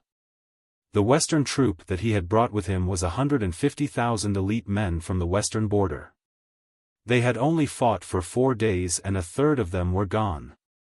50,000 brothers are gone, just like that. After confirming the number, Sun Zihu's heart was bleeding. General Sun. Fu Baoguo walked over solemnly. Marshal Fu. Sun Zihu stood up and saluted. General Sun, this marshal would like to first express my gratitude to you, to the Western Border's reinforcements. It's your hard work, your contributions, and your sacrifices that have earned us 4 days of time. This time has far exceeded this marshal's expectations. Thank you. Fu Baoguo was filled with gratitude. I dare not accept it. We're all Yutong's people, we're all soldiers of the military. This is our duty, it's only right and proper. I, Sun Zihu, really can't accept Marshal Fu's thanks. Sun Zihu said. If it had been any other day, Sun Zihu would never have replied like this when he heard Fu Baoguo's words. He would have been furious. What did he mean by earning us 4 days of time? What did he mean by this far exceeded his expectations? Who were you looking down on? In spite of this, Sun Zihu, who had truly experienced Han Sanhe's power, dared not say anything else. Facing Han Sanhe, he would not be timid nor would he give up on the battle, but he could not help but feel a tinge of guilt. Even after each battle, Sun Zihu would feel a little dazed. Had he made it through? Did I survive another attack from the #1 general of the continent? At this moment, he knew that Fu Baoguo's words were sincere. There was no other meaning to it, it was genuine gratitude and admiration, as well as heartfelt admiration. This marshal also knows that your heart is aching. Fu Baoguo said calmly, you're aching for your brothers. I understand how you feel because I'm aching as well. But, this is a battlefield. Sun Zihu said loudly, yes. This humble general understands. You don't understand, at least not completely. Do you know that we don't have time to feel heartache now? Fu Baoguo said clearly, the empire's survival depends on this battle. Our brothers who are lying on the ground will never be lonely. Because there will be more brothers who will accompany them in batches. Those brothers who are going to accompany them, that includes you, that includes me. Even all the warriors in the Fortress of Resilience, no one is an exception. Fu Baoguo's eyes were gleaming. But, before we go to accompany our brothers, we can't throw away the honor of being Yutong's militants. We have to fulfill our duty and fulfill our duty as Yutong's people. Do you understand? Yes. Sun Zihu answered loudly. The gaze he used to look at Fu Baoguo now was like he was looking at Marshal Wang Yunzhu, whom he had respected his entire life. It could be discerned from Fu Baoguo's words. This Marshal Fu didn't even think about going back alive. He was obviously prepared to bury himself under the Fortress of Resilience. The Western troops have helped us hold out for 4 days. It's enough. Fu Baoguo turned to look at his subordinates. Now, let the Western brothers rest. Eastern troops, go up. Another 3 days passed. Marshal, a section of the wall might not be able to hold out any longer. Fu Baoguo's vision darkened when he received the news from his personal guard. Had the thing he was most afraid of finally come? The Fortress of Resilience had always been known as the world's strongest fort. The entire wall of the Fortress of Resilience was 10 feet thick. Its main body was made of the toughest mountain rock, with countless steel materials mixed in. After the last battle, Taizheng had mobilized the entire army and almost emptied the mountain on the opposite side. The outer layer of the wall on the east side of the Fortress of Resilience was thickened by another 20 feet, and the entire wall was 10 feet taller. This 30 feet thick, majestic wall built entirely of stone was Fu Baoguo's greatest confidence in defending the Fortress of Resilience. Now, under the relentless attack of Dongxuan's troop, this world's strongest fort that had been reinforced and repaired far better than it had been in the beginning had finally suffered damage and a gap. There did not need to be many of such gaps. Just one, any one of them, could wipe out the natural defenses of the Fortress of Resilience. It could even mean that the Fortress of Resilience had been breached. Repair it quickly, repair it at full speed. We should repair it as soon as something like this happens. Fu Baoguo's expression was steely. Marshal Fu, the gap in the wall can't be repaired. The Janissary general's expression was grim as well, a scar on his forehead still losing blood. The gap is on the abdomen, right in the middle, it's protruding outwards now. Fu Baoguo's body swayed when he heard the news. The middle of the wall was protruding outwards? This was definitely the most fatal damage, the kind that was second to none. Now, as long as Han Sanhe sent his men to attack this point, even if they could defend it with all their might, the prolonged pressure would only make the protruding part protrude more and more. The final outcome would be a cave-in. Once the collapse was real, it would be the end of the Fortress of Resilience and the end of the Fortress of Resilience. How much is it protruding? Fu Baoguo asked anxiously. A handful. The Janissary general answered. Fu Baoguo turned and walked in that direction while Sun Zihu and the rest followed closely with grim expressions. As generals of the border, they understood the severity of the situation and wanted to know what was going on. Fu Baoguo looked down from the top of the wall. It was as he expected. Below, about 30 feet from the top of the wall, there were two large rocks protruding slightly. Perhaps the front wall was inconspicuous and insignificant, but to the Fortress of Resilience, it was a fatal flaw. The collapse of a 100-mile dike was caused by an ant's nest. The collapse of an undefeatable fort at a single point was more than enough. It was too fatal. With Han Sanhe's experience, military training, and sharp vision, he would never let go of this place. In fact, the reason why Han Sanhe had attacked so fiercely without regard for the cost was because he was waiting for this moment. Chapter 478. Based on my current estimation, I can hold on for another 3 days at most. Fu Baoguo shut his eyes tightly, feeling like he had used up all his strength. If he had not been holding on, he would have collapsed to the ground. Hundreds of thousands of lives had been lost here. Could it be that they could not hold on any longer? Fu Baoguo had thought that the Fortress of Resilience could hold on for at least another 20 days under his command. Unless he was faced with a tragic situation where he had no soldiers to deploy, the Fortress of Resilience would never fall.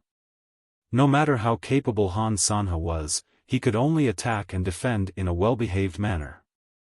After fighting for some time, the reinforcements kept coming, especially the Western troops' arrival, which gave Fu Baoguo more confidence.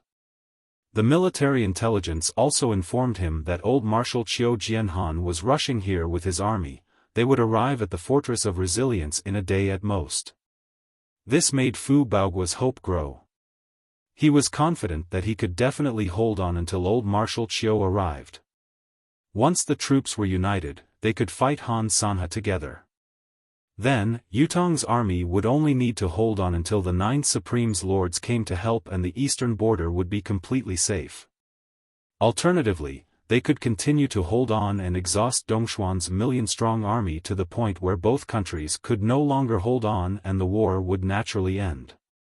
Even though Dongxian had sent the entire nation's military force to invade, the Fortress of Resilience had the eastern border, the western border's elites, and old Marshal Qiu's reinforcements. Their capability was not too far behind, especially when they had an impregnable fortress like the Fortress of Resilience to rely on. The defending side would still have the upper hand in a battle. If they continued to wear the enemy down, Dongxian would suffer a greater loss based on the current casualty ratio. Yutong's chance of winning this war had risen from the initial 10% to the current 30%. The tide had turned. However, Fu Baoguo realized that his assessment was only his own wishful thinking. Han Sanhe was indeed Tianquan's publicly acknowledged top general. He wondered if he had been planning for this since the beginning. If so, he would be terrifying. Such a drastic change in the Fortress of Resilience's walls made Fu Baoguo lose all hope. The old marshal's troops were about to arrive and the tide of the war was about to turn, but at this crucial moment, a flaw had appeared. The wall was faulty. Unfortunately, there was no way to repair such a position. Could it be that the heavens want me dead? That the heavens want Yutang dead? Fu Baoguo let out a long sigh. Chance. The chance that Han Sanhe had been waiting for had finally arrived. Everyone, charge. We must take down the fortress of resilience within the next day and night. Han Sanhe issued his orders, no matter the cost, no casualties. We must take down the fortress of resilience, even if the 300,000 soldiers in this battle are to be sacrificed. All the Dongxian warriors were baffled by Han Sanhe's crazy order. But even though they were puzzled, this order was strictly carried out. Everyone went out to make their preparations. They were determined to fight to the death, determined to fight to the death. Zhang Gu looked at his teacher. Teacher, the situation we're most happy to see has happened. There's a huge problem with the enemy's wall, and it's already foreseeable that the fortress of resilience will be ours. However, this should also be when the enemy's resistance is at its strongest. Launching an all-out attack now will definitely increase the number of casualties. There was no need to pay such a huge price at such a time. Zhang Gu was bewildered. Speed is crucial in war. We must take down the fortress of resilience before Qiu Jianhan arrives. Otherwise, there won't be a chance like this anymore. Han Sanhe sighed softly. We can at least drag it out for a month. There are pros and cons to this. The situation is already leaning towards us. Even if that old man Qiu Jianhan arrives, can he turn the situation around? Zhang Gu was still bewildered. Zhang Gu, you're a man who understands war. Can you really not see the current situation clearly? If it weren't for the flaw in the enemy's wall at this delicate juncture, the tide of the war would have been turned around completely. The tide would no longer be on our side. Han Sanhe said in a low voice. Zhang Ji's expression changed as he said seriously, Teacher, it's obvious that we have the upper hand in the current situation. Even without the flaw in the wall, taking down the fortress of resilience is only a matter of time. Why do we have to go this far? Han Sanhe shook his head and said after a pause, Dongxuan's entire military force has been gathered here in this war. While it's impressive, there are many hidden threats on our side as well. If it weren't for the four-nation alliance to besiege Yutang back then, this old man would never have suggested such extreme measures. If Zio could have killed Supreme Cloud in one fell swoop, there was no need to kill him. As long as he was trapped, Yutang would be annihilated in a short amount of time. However, not only did Supreme Cloud break out of the siege during the battle in Zio's capital, Zilong City, he completely shocked Zio's higher-ups. The Emperor of Zio also realized his own shortcomings because of that battle and ordered the Zio army that had already set out to retreat. Now, Yutang's western border is safe for the time being. There's also the southern border. After Supreme Cloud left Zilong City, he unexpectedly galloped to the southern border and joined the battle forcefully, causing the southern army to suffer a great blow to Dayuan. Although the empire of Dayuan's total military strength was not greatly damaged, their morale has fallen to rock bottom. They can no longer fight. With Taizheng guarding the north personally, it's as stable as a mountain. Therefore, the only four-nation war that still has a chance of taking down Yutang is our eastern border.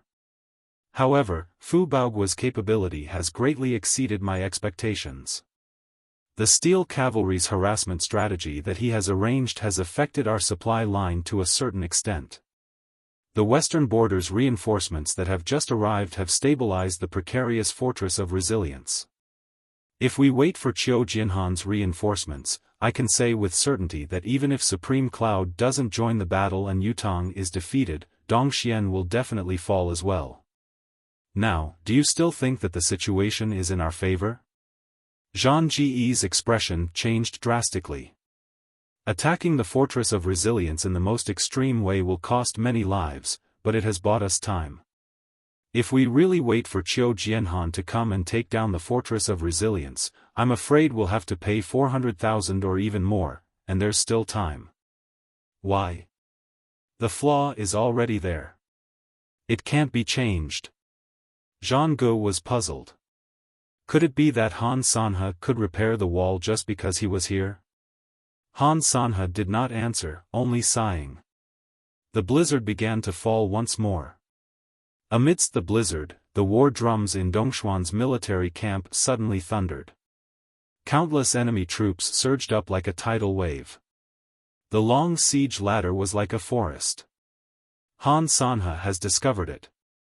He's already launching his attack on this point. Fu Baoguo roared with all his might, "All brothers who can move, be it the eastern or western troops, defend with all your might." So many of us? There's no need to do this. Sun Zihu was shocked. Han Sanhe's attack this time will be an unprecedented all-out attack.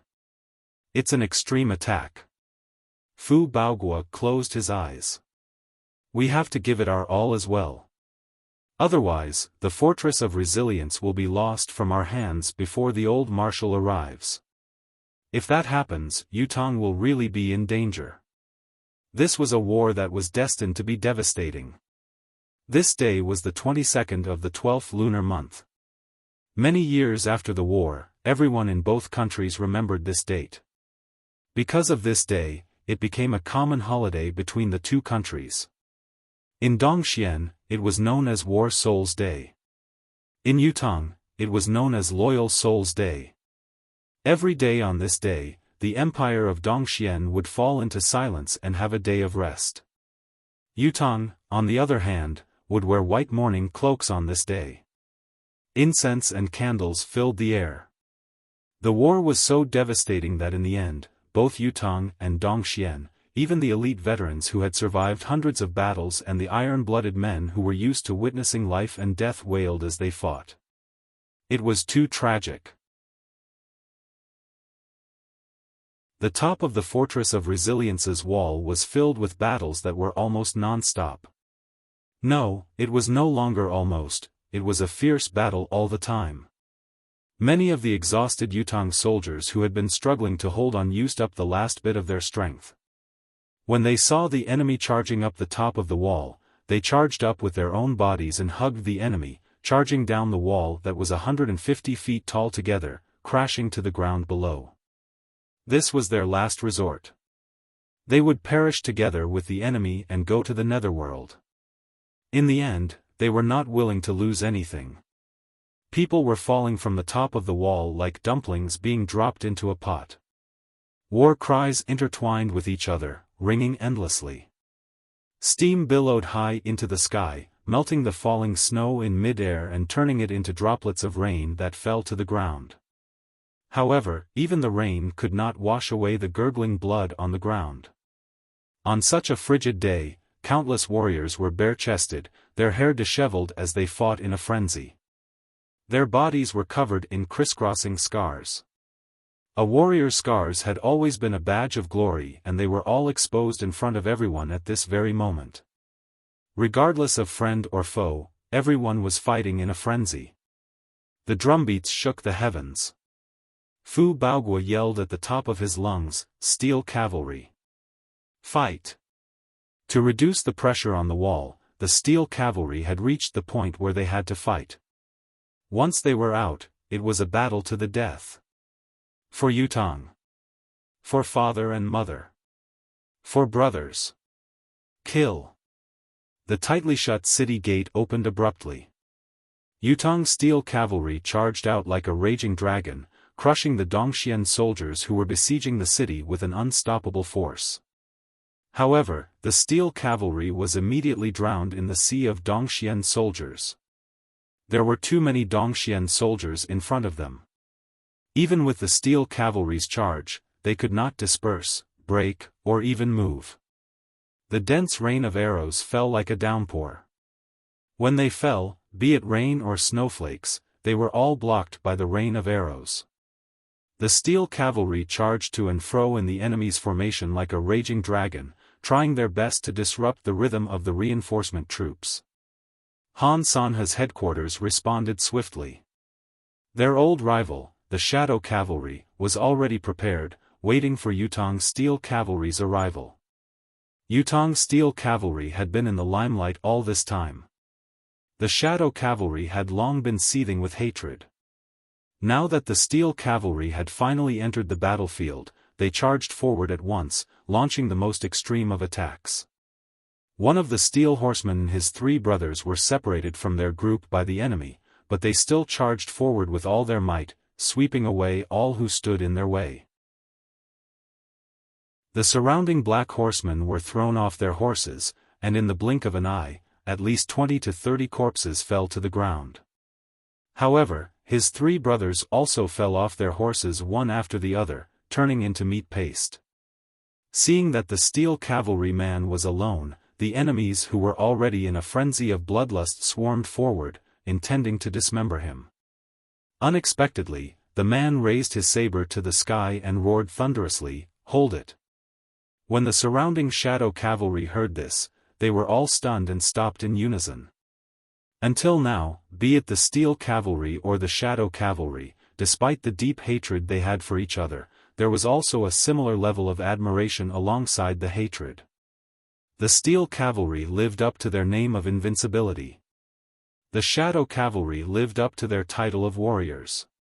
Faced with the order to stop at the last moment from the strongest enemy they had ever met, the Shadow Cavalry soldiers retracted their weapons in unison. The man stood proudly on his horse and guffawed, "The Shadow Cavalry is indeed an elite troop who is qualified to fight with my Steel Cavalry brothers for a lifetime. Just the fact that you stopped now is enough for me to think highly of you." He raised his saber and said faintly, "The 3 brothers who charged with me were my 3 younger brothers from the same mother.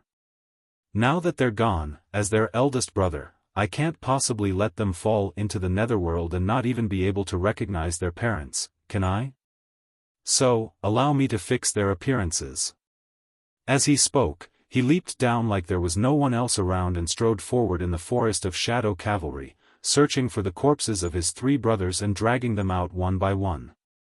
In an open space, he wrung his blood-soaked battle robe and spat out a mouthful of saliva to wipe the faces of his brothers.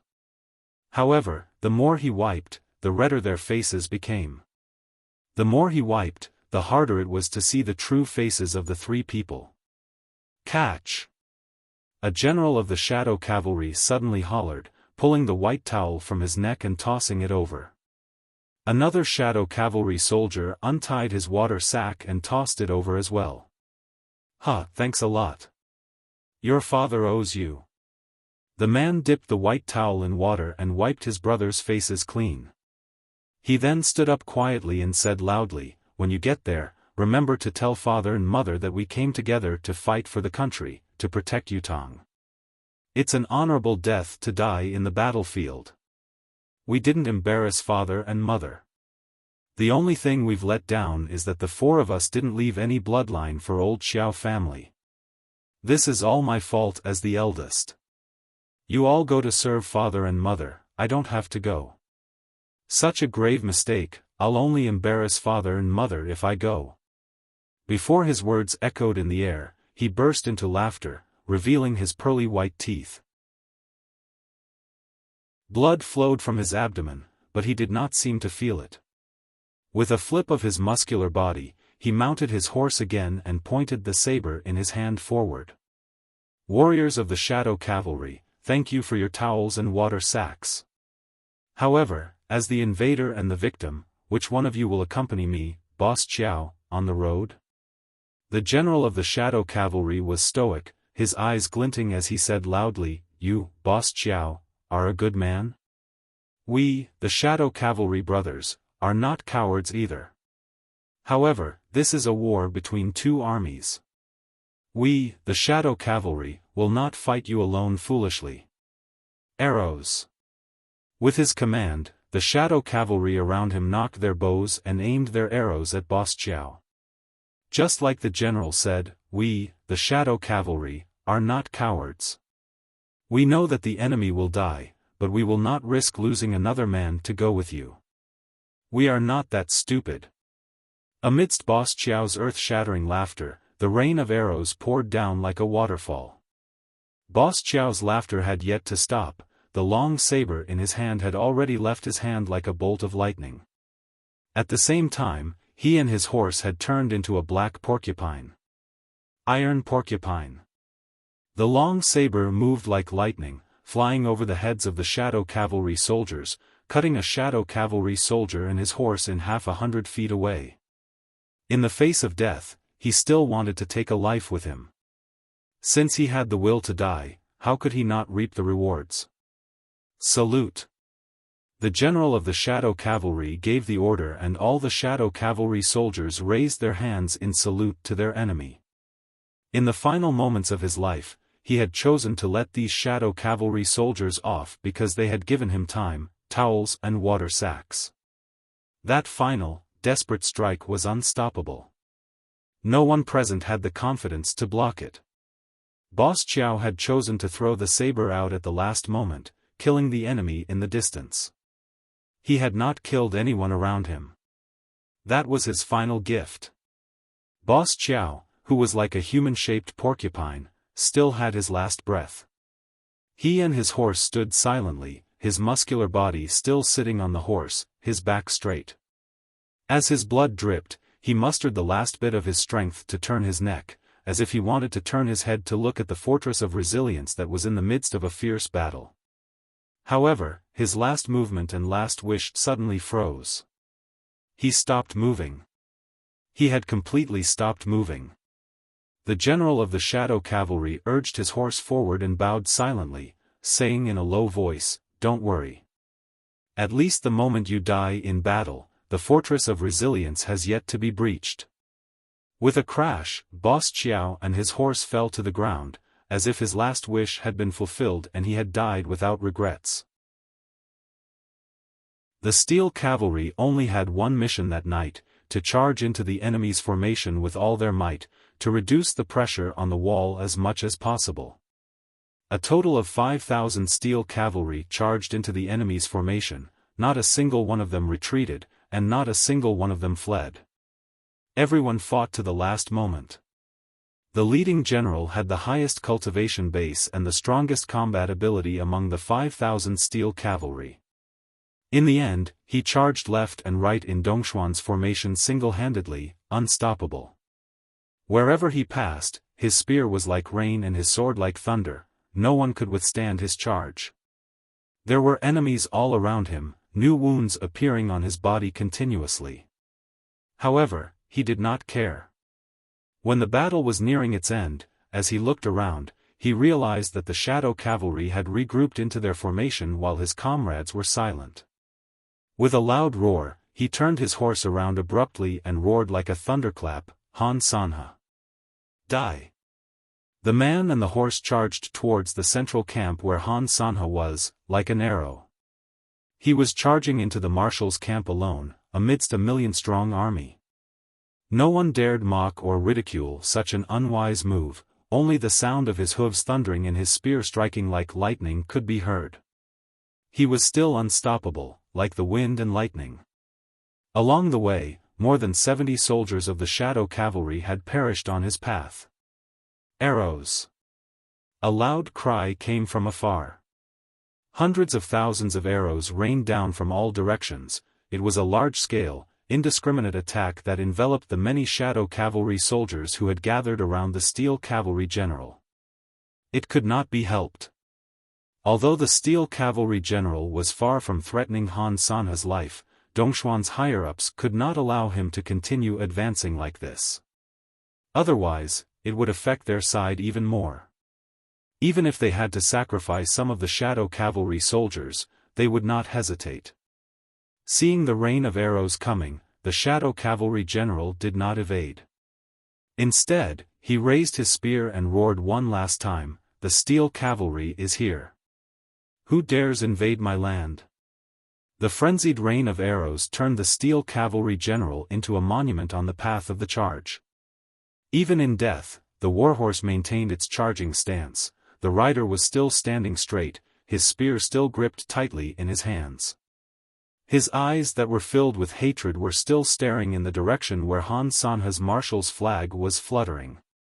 His mouth was slightly agape as if he was about to let out another thunderous roar. The steel cavalry is here. Who dares invade my land?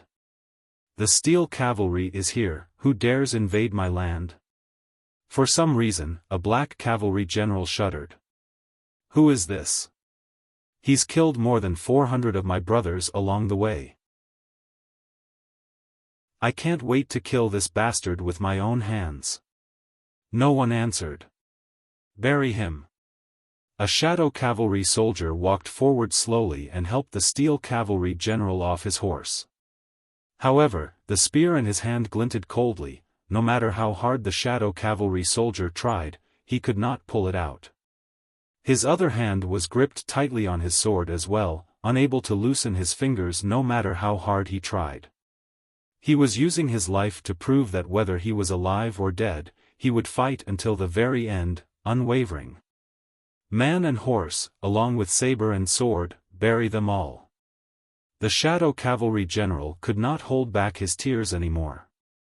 In the face of such an enemy, who wouldn't admire him? The sounds of battle intensified abruptly. On the top of the fort, the drums thundered.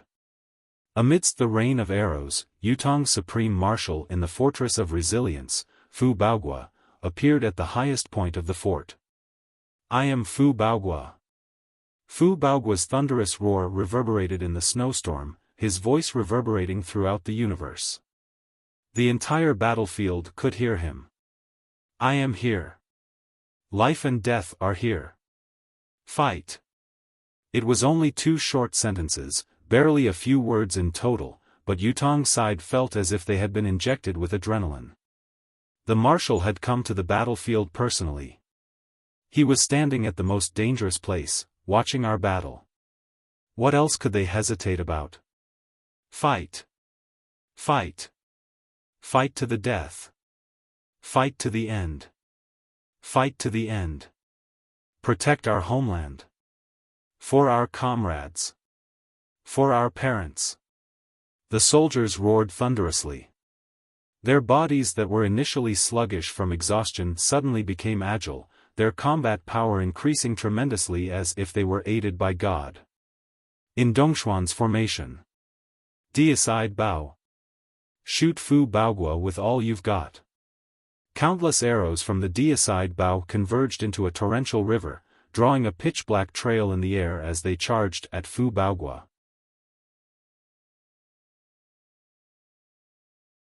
Chapter 479. Fu Baogua stood unmoving amidst the rain of arrows. His eyes were calm and sharp as he paid close attention to the movements of Dongxuan's troops, constantly giving orders and commanding the troops. This was the most crucial moment. The countless personal guards around him raised their swords and shields, doing their best to resist the arrows that were like a tide. From time to time, the personal guards would let out muffled groans. That was because they did not dare to cry out in pain for fear of lowering their own morale. As long as the people who were hit by the arrows were fine, they would immediately retreat. They all knew that even if they were to die, they could not die here. If they died here, it would only cause trouble for their comrades who were fighting bravely. In less than the time it took to drink a cup of tea, 40 to 50 personal guards had died in battle. However, even at the moment of death, no one made a sound. Fu Baogua stood there for a long time, unmoving. He was still issuing orders in an orderly manner, without the slightest bit of chaos. It was as if he didn't see the rain of arrows. He could not move. Yutong's warriors' exhaustion and even their morale had reached its limit. Standing here was the last resort he could use. Yutong's marshal was still here, sharing life and death with everyone. This was the final source of morale. Once Fu Baogua made a move, the morale would plummet and crumble. Fu Baogua understood this very well and had long since realized it.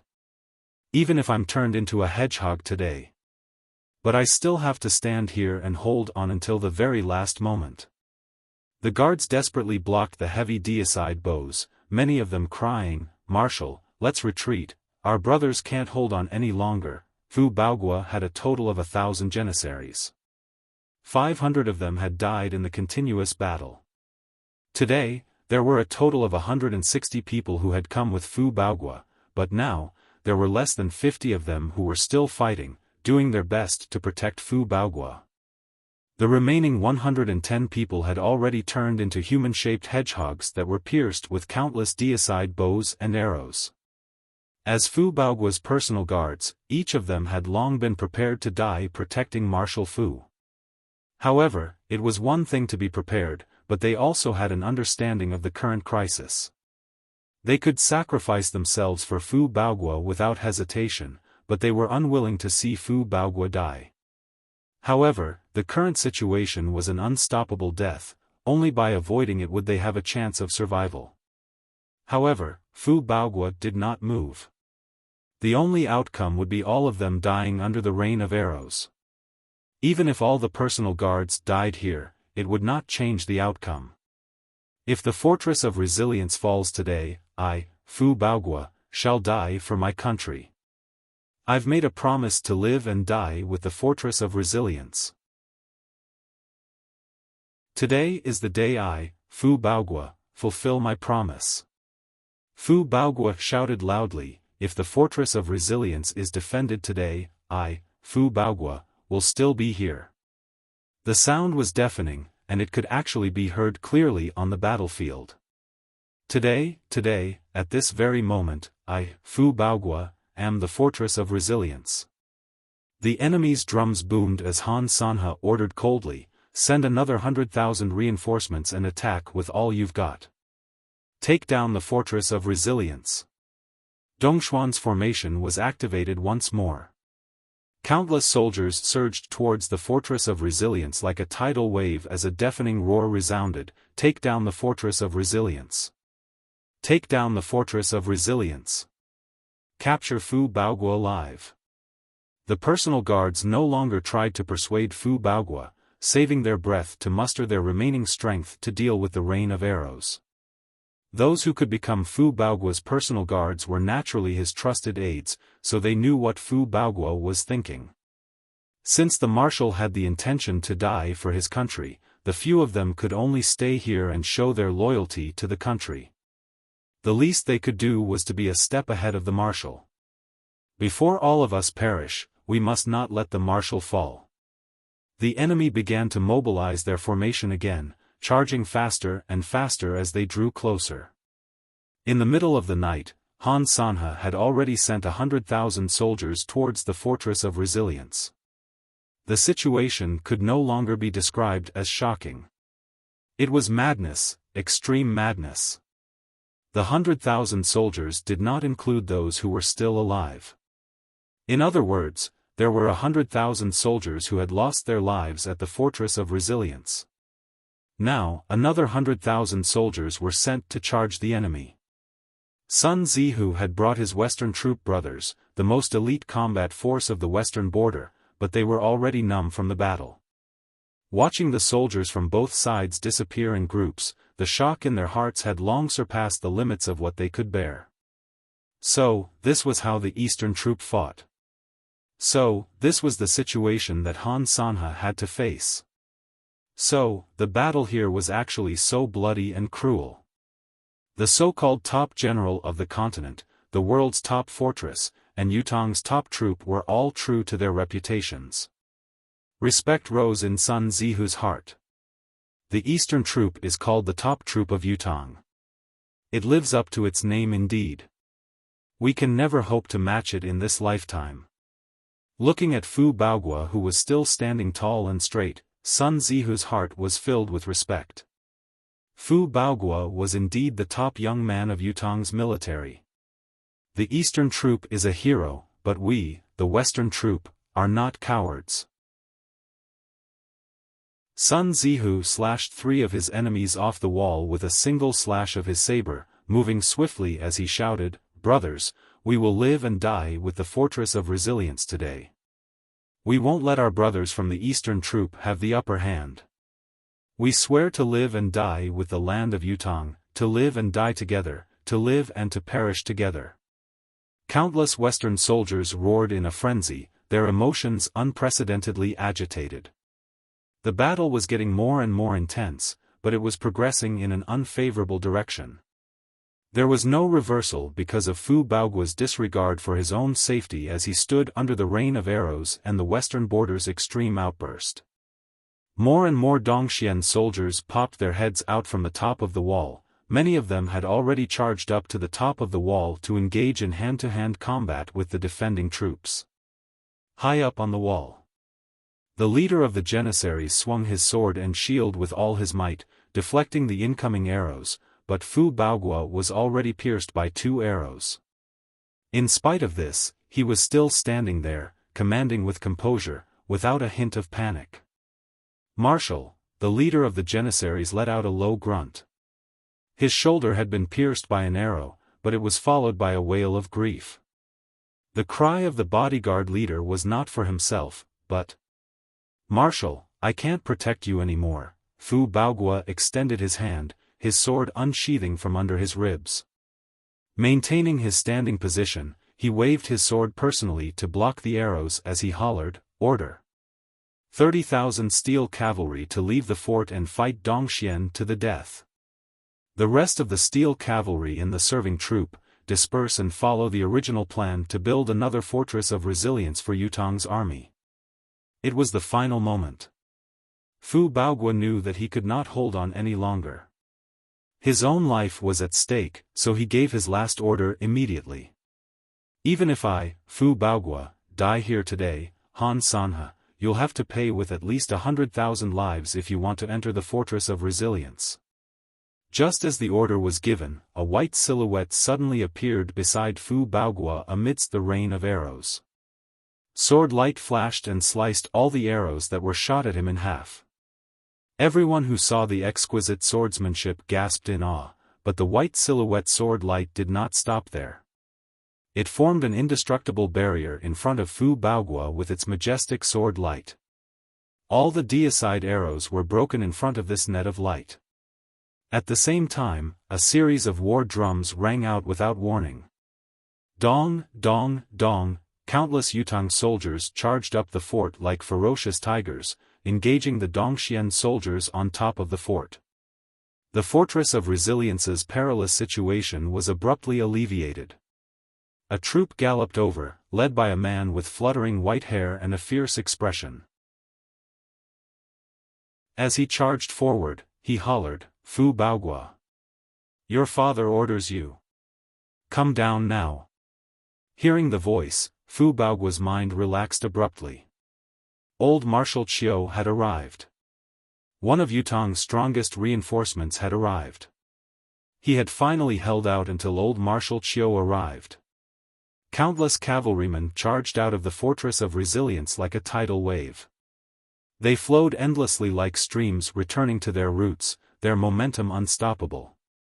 Qiu Jianhan's reinforcements had finally arrived. They had arrived at the Fortress of Resilience's most critical moment. Working with Fu Baoguo's steel cavalry, hundreds of thousands of cavalrymen charged out at the same time. With just a charge, they had forced Han Sanhe's attacking troop back to where they stood, immobilizing them. At this time, a deafening gong rang in Han Sanhe's camp. Dongxuan's follow-up troops who were about to reach the top of the fort retreated like the tide, not lingering for a moment longer. According to the original plan, Qiu Jianhan, who was supposed to be at least 200 miles away from the Fortress of Resilience, had led his army and arrived abruptly like a divine army descending from the sky at the most critical moment of the Fortress of Resilience. He had stabilized the situation and reversed the hopeless situation of the Fortress of Resilience's inevitable fall. Knowing that Qiu Jianhan had arrived and that the situation was hopeless, Han Sanhe, who was no longer able to attack, had ordered his troops to retreat at once. However, when he gave the order, he sighed deeply. Only a step away. Only a step away. At most, if Han Sanhe was given another hour, the Fortress of Resilience would be Dongxuan's. By then, even if Qiu Jianhan were to come, it would be futile, it would be impossible to reverse the situation. Why was it that at this delicate moment, the person who should not have appeared here suddenly appeared? Was God really blessing Yutang? No matter what, it was meaningless to continue fighting today. Dongxuan's troops had retreated. The entire fortress of resilience cheered in unison. Countless soldiers who were guarding the fort plopped to the ground as they cheered, unable to get up no matter what. The deafening cheers rang through the top of the fort. Today is Hua Manlu's birthday, and it's our beauty Ling Piaoping's birthday too. Let us wish both of them a happy birthday. I almost died of frustration today. I quarreled with my wife the entire day. I slept last night and didn't log off my QQ. When I woke up this morning, my wife was hugging my phone and looking at me coldly. I was curious and asked what was wrong, but she insisted, "You have a mistress." I was dumbfounded. What? The evidence was clear. 2 messages had been sent by the same person on QQ. First, Feng Ling. I hate you. Second, you made me cry the entire night. I'm getting sadder and sadder. How could you do this? I wanted to cry, but I had no tears. I tried to explain to my wife, this is a touching story. My wife doesn't believe me. So I called her on QQ directly. Once the call was picked up, I was even more dumbfounded. It's really a girl's voice. What's more, the first sentence was, Master Feng actually sent me a voice message. Feng Ling, I love you, sister, your love is killing me. Inexplicably, a song suddenly popped into my mind, Andy Lau's, Thank You for Your Love.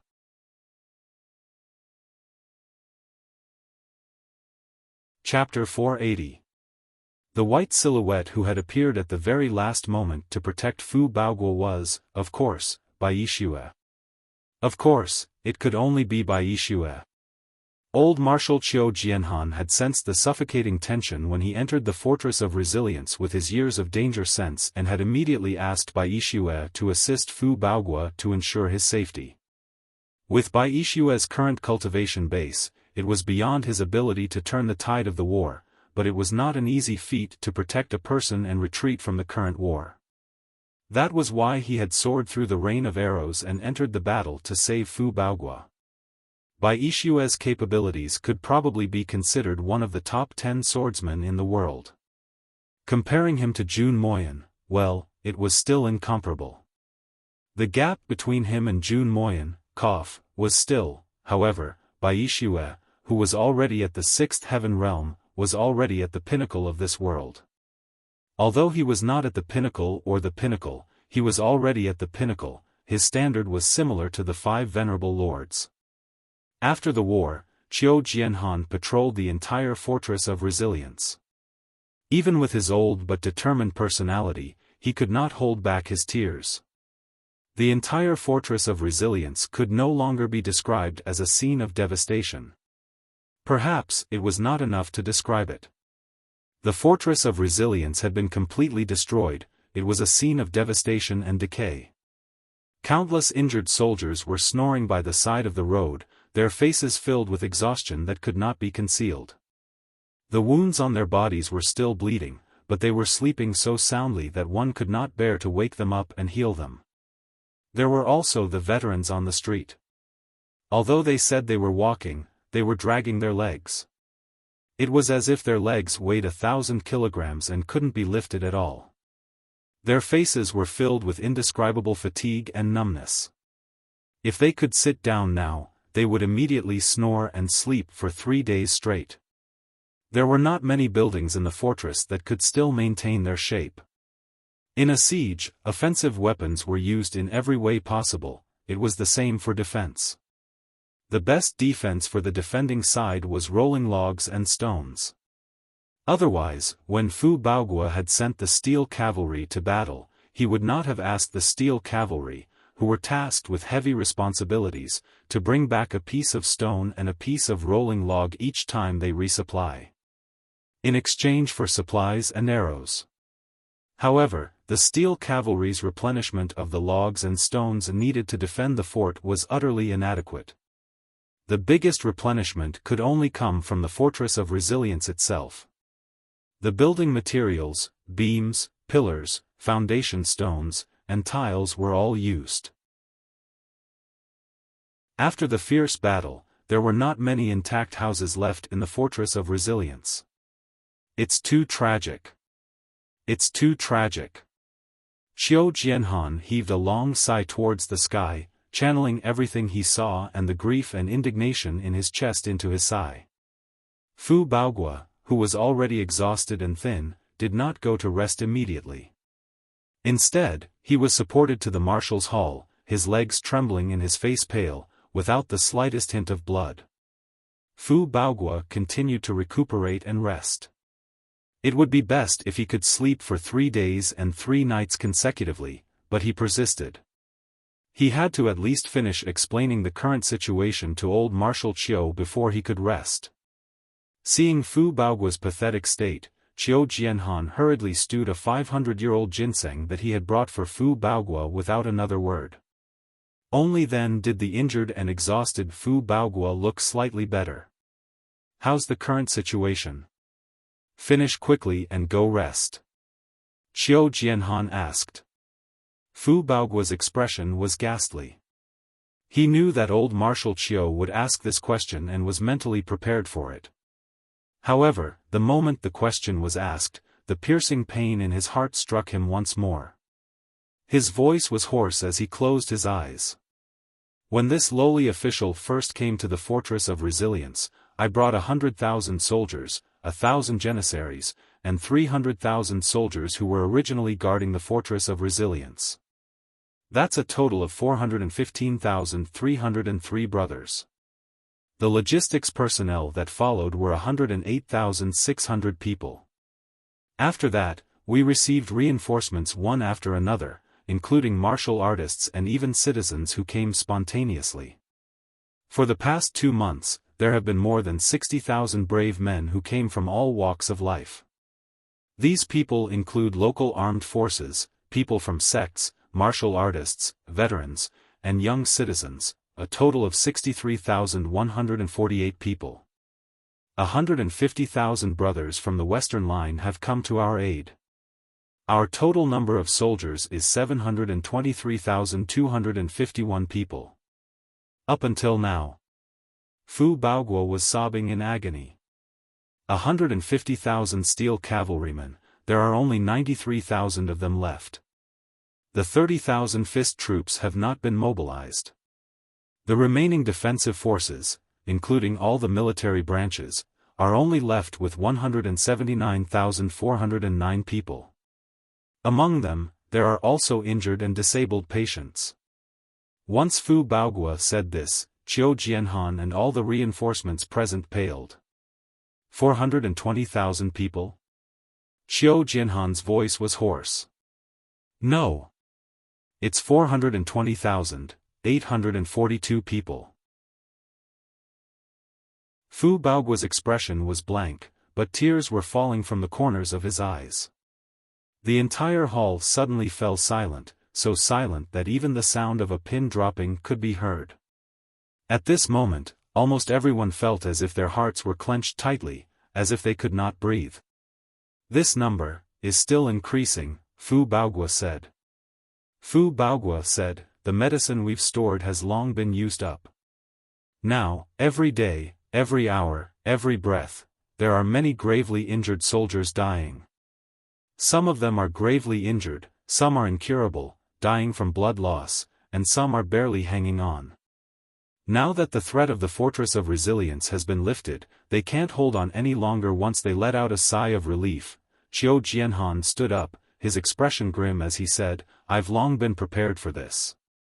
We've brought enough medicine for this trip, a total of 1,200 carriages, as well as 3,200 healers.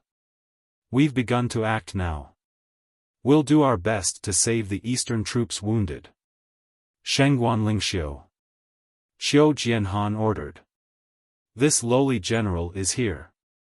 Shengguan Lingxiu stepped forward with tears in her eyes. Raise the flag of the Shangguan family of generals. Let our brave brothers see that the family of generals still exists, at the eastern line today. Qiu Jianhan said solemnly. Yes. Qiu Jianhan turned to look at Sun Zihu and said faintly, Sun Zihu, if you can make it back alive after this battle, tell Marshal Wang Yunzhu. The soldiers under his command must be obtained. They didn't embarrass your father. The reputation of the Western troops elite is well deserved. Their desire to protect the nation and the people is not inferior to anyone. It was a very plain compliment, but it made Sun Zihu's tears flow like a broken dam. His voice was choked as he said, Thank you, old Marshal. This lowly general will report this to the Marshal without missing a single word. Qiu Jianhan hummed and thought for a long time before he said slowly, Since I've said it, I might as well say one more thing. Tell Marshal Wang that after this battle, whether this old man is dead or alive, ask him to go to the Qiu residence to kowtow when he returns to the capital. You, Sun Zihu, come along as well. Yes. Sun Zihu was almost roaring as he knelt on the ground and kowtowed twice. Sun Zihu kowtows to the old man on behalf of the Marshal. You'll definitely receive the Marshal's kowtow in the capital one day. Qiu Jianhan smiled and nodded. This rumored Sun Zihu was a smart man, able to understand the meaning behind his words. Very well. When others called Sun Zihu, Sun Zihu would be displeased, including Marshal Wang Yunzhu who had been calling him that for almost a decade. However, there was only one person in this world who called Sun Zihu, Sun Zihu.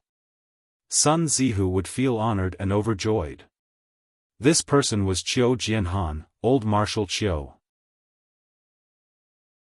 It was not that Sun Zihu was especially willing to be Marshal Qiu's grandson, but there was another layer of history. Almost everyone in Yutong's higher echelons knew that the Western troops Marshal, Wang Yunzhu, was actually old Marshal Qiu Jianhan's favorite pupil. More than a decade ago, when Wang Yunzhu was still a deputy general in the military, he had disobeyed the military order and did not return on time. Later on, it was discovered that this fellow had secretly gotten married during that period of time and his bride had even been snatched away. Disobeying orders and marrying in the midst of a battle were both major crimes in the military. Wang Yunzhu had committed two major crimes at the same time. As his teacher, Qiu Jianhan was enraged and punished him with 100 strokes and sent him to the western border to start as a laborer. He had even chased him out of the school and ordered him to never call himself Marshal Qiu's pupil ever again. Under normal circumstances, there was a 99% chance that Wang Yunzhu would never be able to make a name for himself in this lifetime. What mattered the most at that time was one's family background. A person who had been chased out of the school and whose teacher was an abandoned disciple of the highest echelon of the military would never be able to make a name for himself again. Therefore, no one had expected that Wang Yunzhu, who had fought every battle on the western border without a care for his own life, would actually rise to the position of the Western troops marshal in just a dozen years. Qiu Jianhan had learned the truth of the incident later on. It was that Wang Yunzhu's fiancée had been fancied by a rich popinjay who wanted to force her to be his concubine. Qiu Jianhan's father-in-law, who was greedy for riches, had gone back on his word and agreed to the man's marriage proposal. How could Wang Yunzhu tolerate such a situation? In a fit of rage, he had charged into his father-in-law's house with his men, snatched his wife, and ran away. They had even held a banquet that very night to marry each other and enter the bridal chamber. Although there was a reason for the incident and both parties were indeed in love with each other, the truth was that he had still taken a woman by force. His father-in-law had reported the matter to the authorities. After learning the truth, Qiu Jianhan had annihilated the popinjay's entire family in a fit of rage. However, he had never allowed Wang Yunzhu to return. What was done could not be taken back easily. His master at that time could not be wrong, even if he was wrong, he was right. Whenever Wang Yunzhu returned to the capital to report on his duties, he would kneel in front of Qiu Jianhan's residence. However, Qiu Jianhan had never opened the door. This matter could be said to be Wang Yunzhu's greatest regret. Since then, Wang Yunzhu had fought fearlessly and loved his soldiers like they were his children. However, he had been cursing incessantly, calling his mother and father all the time. He had also learned from his teacher, Qiu Jianhan. It could be said that the current Wang Yunzhu was almost a complete copy of the younger Qiu Jianhan. As he was promoted year after year, Wang Yunzhu would always discuss with his trusted subordinates before he returned to the capital, "Help your father think, how can your father marry into the old master's house?" However, no matter how Wang Yunzhu had tried and calculated, he had never been able to fulfill his wish. This had also caused Wang Yunzhu to have an inferiority complex. An abandoned disciple. The generals of the western border knew their marshal's sore spot. As the most trusted subordinate, Sun Zihu naturally knew the source of his marshal's pain better than anyone else. Even when he met old Marshal Qiu personally, Sun Zihu did not expect the old man to allow his marshal's return. He had just met old Marshal Qiu, and before he could say anything, he had not expected the old man to allow his marshal to return. His emotions were turbulent at this moment. He wanted to burst into tears to vent the frustration in his chest. Qiu Jianhan sighed. Just because of such a small matter, he was too ashamed to sheath his sword. No matter what, he refused to take back his order. He had been wasting his time until now. He had suffered for himself, that child Yunzhu, and all the people around him. It was all his fault. Sun Zihu could no longer hold himself back. He excused himself and went out to write a letter. The eagle sent the letter, sending the important news immediately. He could imagine how the marshal would feel when he read the letter. What if he were to die in this war? It was fine if he were to die, but such explosive news had to be sent back to the western border as soon as possible. This was the benefit that the marshal had earned from the western troops' outstanding performance this time. That fellow must be crying.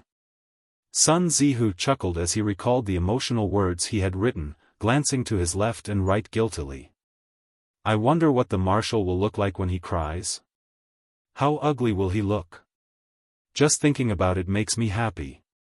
I've been counting on this to live my entire life. No, how can I die? So be it. I must survive this war. Only then can I hope to see the marshal's pathetic state with my own eyes. Marshal Qiu said just now that this grandson of his is to follow the marshal to visit him. I'm qualified to see the marshal's pathetic state with my own eyes, a witness of this moment. I must live on. Sun Zihu made his wish inwardly after daydreaming for a long time. It was said that a woman's mind was not to be guessed, nor was a man's. Who would have thought that Sun Zihu, who looked tall and strong, would have such a meticulous mind? The flag of the Shengguan family of generals rose slowly. This was the first time in many years that the flag of the family of generals had been raised again. All the veterans who were still awake stood up in unison when they saw the flag. No matter how weak they were, they held on, mustering the last bit of energy they had left to stand up. On the flag that was embroidered with the crimson flying dragon cavalry, there was a long spear that was about to pierce through the heavens. It had long attracted everyone's attention. The veterans' expressions turned serious at once. They adjusted their postures to maintain the most standard stance before raising their hands to salute solemnly. In his eyes, he couldn't help but tear up. The flag of the Shengguan family of generals has finally appeared on Yutong's battlefield again.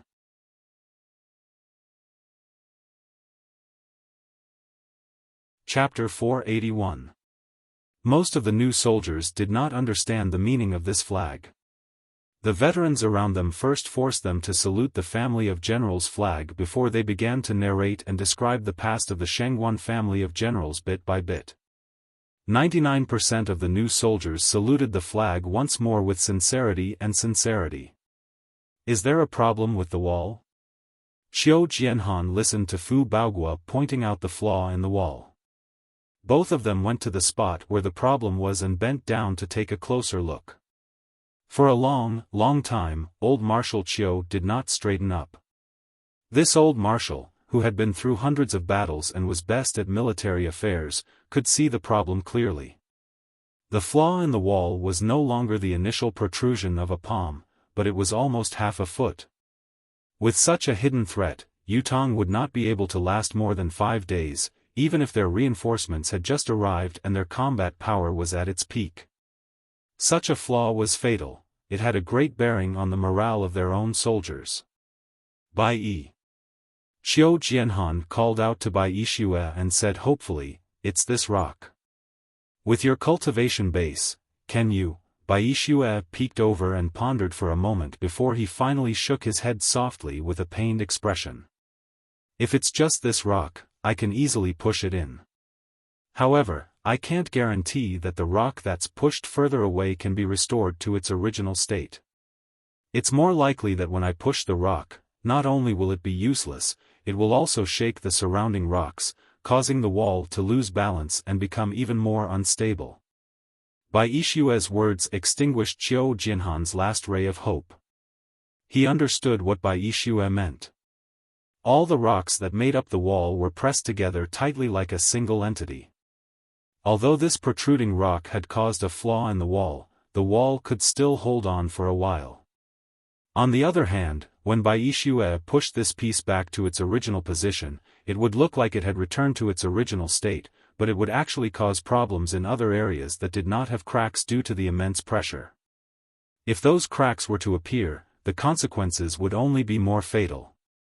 If there was some time for Bai Yixue to push the rock in and repair the cracks, it could be done in a short amount of time. However, would Dongxian give Yutong the time? Impossible. Fu Baoguo's expression darkened. He had thought that the old marshal's arrival would change the outcome of the battle, but he was still at a disadvantage. He asked softly, subconsciously, "Old Marshal, may I ask, when will the 9 Supremes Lords come?" This was what worried Fu Baoguo the most, and it was also the most direct way to get out of this predicament. Qiu Jianhan felt a stabbing pain in his heart. He could not help rebuking, "Fu Baoguo, what are you thinking? Could it be that Yutong doesn't have the 9 Supremes anymore and you won't fight anymore? Must the 9 Supremes be the one to end Yutong's war?" Fu Baoguo lowered his head and said with difficulty, "Old Marshal, this battle is unusual. Our brothers were beaten too badly." Qiu Jianhan was silent for a moment before he said softly, "How could I not know the devastation of this battle? But the 9 Supremes Lords, perhaps, this time, they really can't come." Fu Baoguo's expression changed at once. He knew very well what the old marshal meant. With the 9 Supremes Lords' speed, temper, and character, how could they not be here? If they really couldn't come, then, there could only be one possibility. It was a possibility that Fu Baoguo dared not think about. According to the information from before, an enormous lake suddenly appeared in the boundless mountain range 6,500 kilometers southeast of here a few days ago.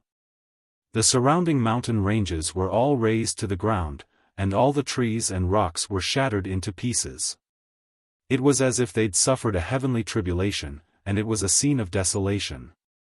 The old marshal closed his eyes and said, "There must have been a great battle there." However, the number of participants was definitely not many. From the southern border to the eastern defense, that route is almost a necessary route. It's obvious that this battle was set up by someone with ulterior motives against the 9 Supremes. After this battle, there has been no news of the 9 Supremes Lords. Fu Baoguo was dumbstruck. Even if it was Qiu Jianhan's explanation, how could he not understand the deeper meaning of these words with his military knowledge? What was more, he was someone who had experienced the 4 Seasons Tower's methods that were beyond his knowledge. His heart turned bone-chillingly cold. Qiu Jianhan heaved a long sigh. According to the time, it has been about 20 days since Lord Supreme Cloud left the southern border. It was also after that the lake appeared. In other words, Lord Supreme Cloud's battle there lasted at least 20 days. Since then, there has been no news, although no news is good news, but, listening to Qiu Jianhan's words, Fu Baoguo felt like the sky above his head had collapsed. While the walls of the Fortress of Resilience were in an irreversible state, Lord Supreme Cloud had also encountered a terrifying ambush. Baoguo. Qiu Jianhan said in a low voice, "This news must be kept confidential. Only you and I know about it in the whole of Yutong now. His Majesty, Old Leng, and Fang Taiwei know about it." Fu Baoguo answered mechanically, "This humble official understands." Though he agreed verbally, Fu Baoguo's mind was already a complete blank at the moment. The person who had made the promise that day was probably no longer around. Who was he going to fulfill his vow to? Other than the main reason why he had persevered all this while, which was to fulfill his duty as a citizen of Yutong, another reason was to let Lord Supreme Cloud know that his mercy that day was not wrong. He had given everything he had, protecting the Fortress of Resilience with his life. Now, however, the wall now. Qiu Jianhan was hesitant. Fu Baoguo, on the other hand, grabbed a handful of snow and rubbed it harshly on his face and neck a few times. It was only then that he felt calmer. After stewing for a while, he finally suggested, "Old Marshal mentioned the last move, I wonder, what about the last move?" Qiu Jianhan's face was weathered. "This old man is thinking about the last move now." Fu Baoguo said, "May I ask, Old Marshal?" "This." Qiu Jianhan said with difficulty, "This last move can make the Fortress of Resilience last for another month. It's impossible for it to last any longer. Even if I were to use this move, this old man still doesn't have the confidence to really last a month against Han Sanhe." Fu Baoguo perked up. "Last for another month? Is it really 1 month?" Hearing the number, Fu Baoguo's eyes glowed. Even holding on for 1 more day was an extravagant hope to Fu Baoguo now. How could it last for another month? Now that he heard the words of holding on for another month, Fu Baoguo felt like he had come back to life. In spite of this, Qiu Jianhan's expression was grim. If he had a choice, he would never want to use this last move. Once this move was used, the Fortress of Resilience, the publicly acknowledged unbreakable fortress, would not be able to be used again for a long time. Perhaps, it should be said that it would be destroyed. "May I ask, Old Marshal, what method is this? How can it be so effective?" Fu Baoguo asked excitedly. On the opposite side, Han Sanhe stood on a high point with a thick fur coat draped over him. He frowned as he looked at the Fortress of Resilience from afar and sighed faintly. "Teacher, the wind is strong on the mountain. Let's return to the marshal's tent," Zhang Gu said. "Let's wait a little longer. I want to see if Qiu Jianhan will actually use that method," Han Sanhe said slowly. "That method? What method?" Zhang Gu asked, puzzled. "The last move. The last move to deal with the current crisis." Han Sanhe chuckled humorlessly and said, "I didn't expect to meet Qiu Jianhan after all. I thought that Fu Baoguo wouldn't be able to hold on for more than a few days.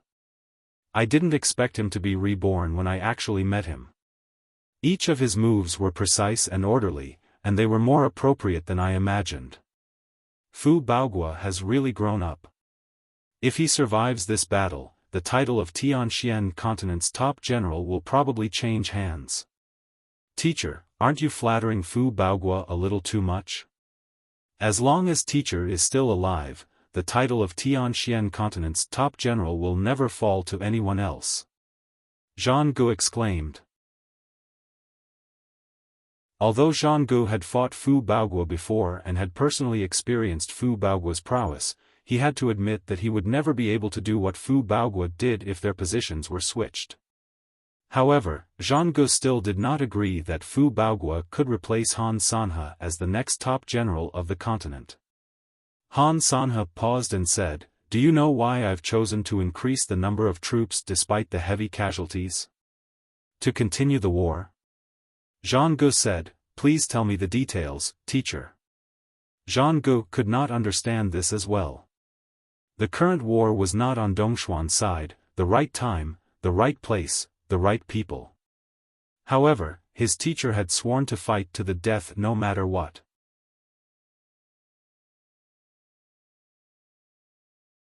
Chapter 482. The main reason is because of Fu Baogua. Han Sanhe said faintly. Because of Fu Baogua? Zhang Ge was even more confused by the answer. Even if Fu Baogua was skilled in strategy and tactics, how could he be worthy of his teacher's attention? If Fu Baogua didn't live up to his reputation, or if he didn't perform so well, our army would have trampled Yutong a long time ago. Han Sanhe chuckled bitterly. In this battle, you've only seen how I've sent countless Dongxian soldiers to the battlefield without regard for the cost. Do you know, who are the ones who have died in this battle?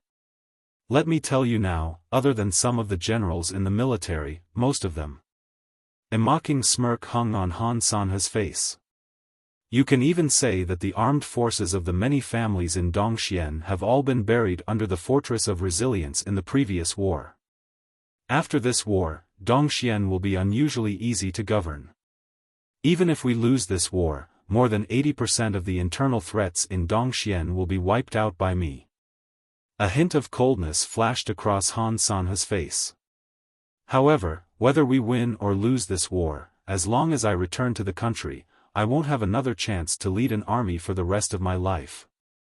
So, do you still think that there's a problem with what I said just now? As long as Fu Baogua survives this war, he'll really be the next top general in Tianxian. Those families who have suffered heavy losses will never let me go. His Majesty will have to give them an explanation for the balance of power in the country. As the person directly involved, I'll be the scapegoat. It's inevitable. It's also because of this reason that I can't retreat.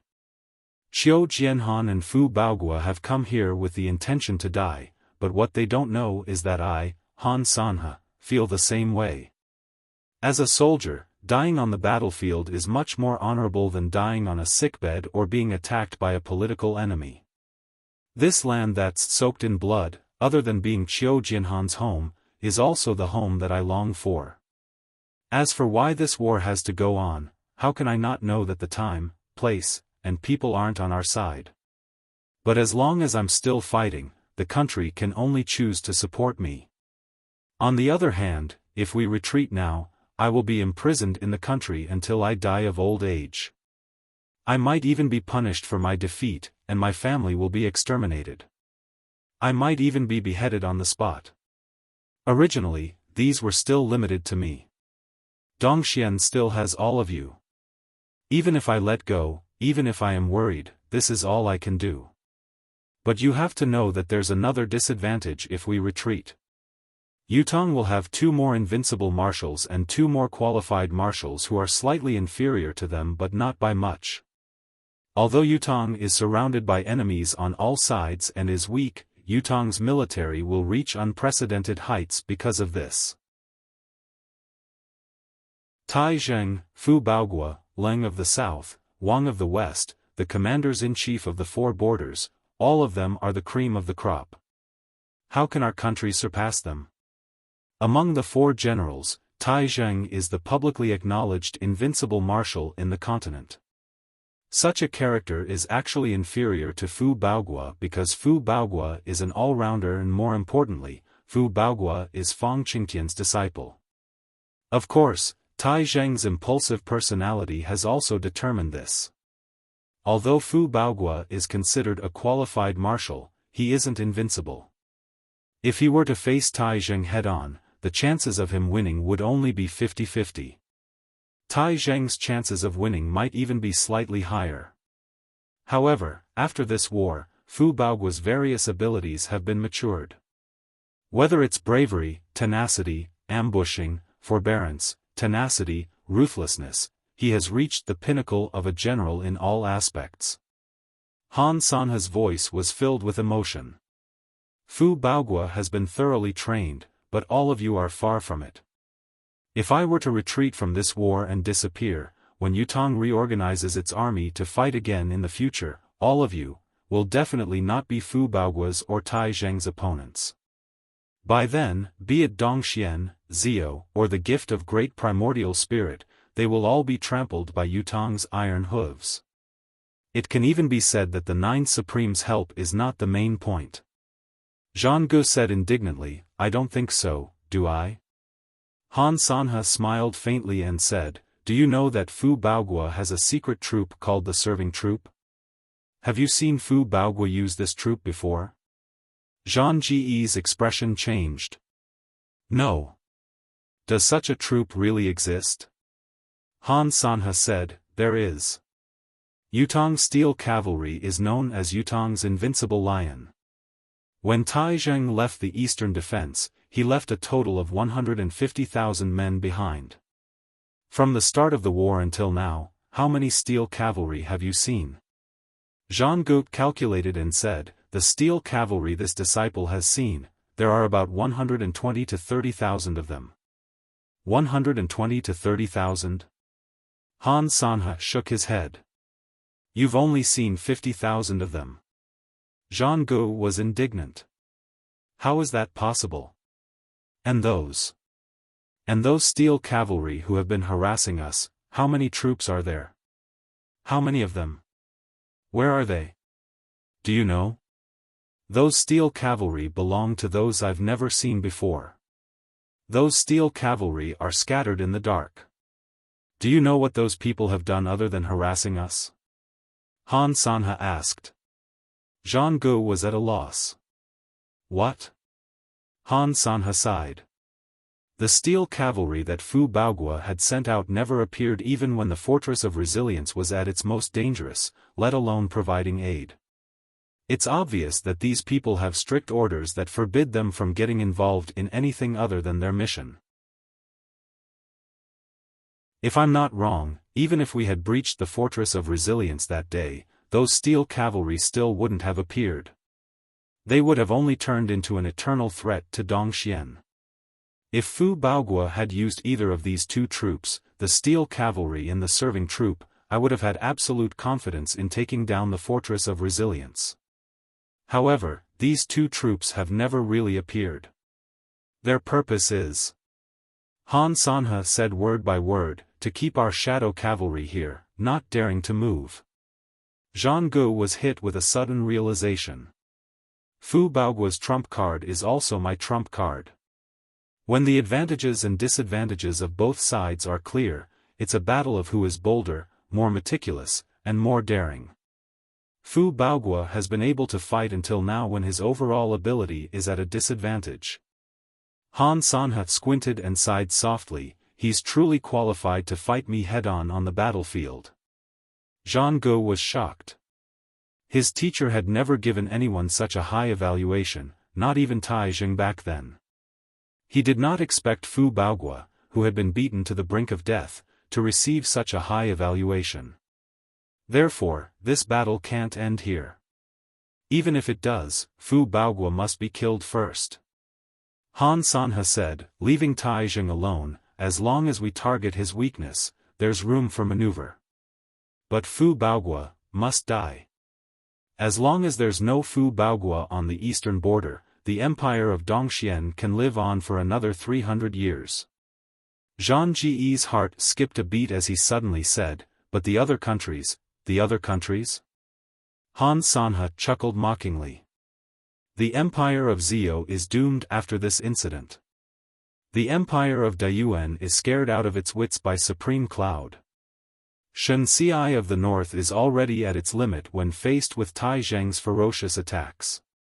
It doesn't even have the strength to retaliate. What other countries are there? Han Sanhe snorted heavily. The one who unifies the world in the future will be either Dongxian or Yutong. There won't be a third country that can lay a finger on the entire Tianxian continent's bountiful land. Zhang Ge was shocked. It turned out that Yutang held such a high position in his teacher's heart. He subconsciously raised his hawk eye to look at the fortress of resilience. Suddenly, he cried out, "Teacher, they're moving." Han Sanhe said faintly, "Have they started splashing water on the wall?" Zhang Ge nodded. "Yes. They're splashing water." Suddenly, his expression changed. "Teacher, it's obvious that they're trying to make use of the frigid weather to turn the water into ice. Then, the wall will become impenetrable. Even if there's a mark, a basin of water will be poured over it and it will recover immediately. It might even be more secure. How can we fight this battle?" Han Sanhe smiled faintly. This is Qiu Jinhan's last resort. It seemed that this old man was also at a loss for what to do with that gap. "I have no choice but to use the frozen city move." He turned and descended the mountain, saying faintly, "It's a pity that he doesn't know that this is what I've been waiting for." Zhang Ge was confused.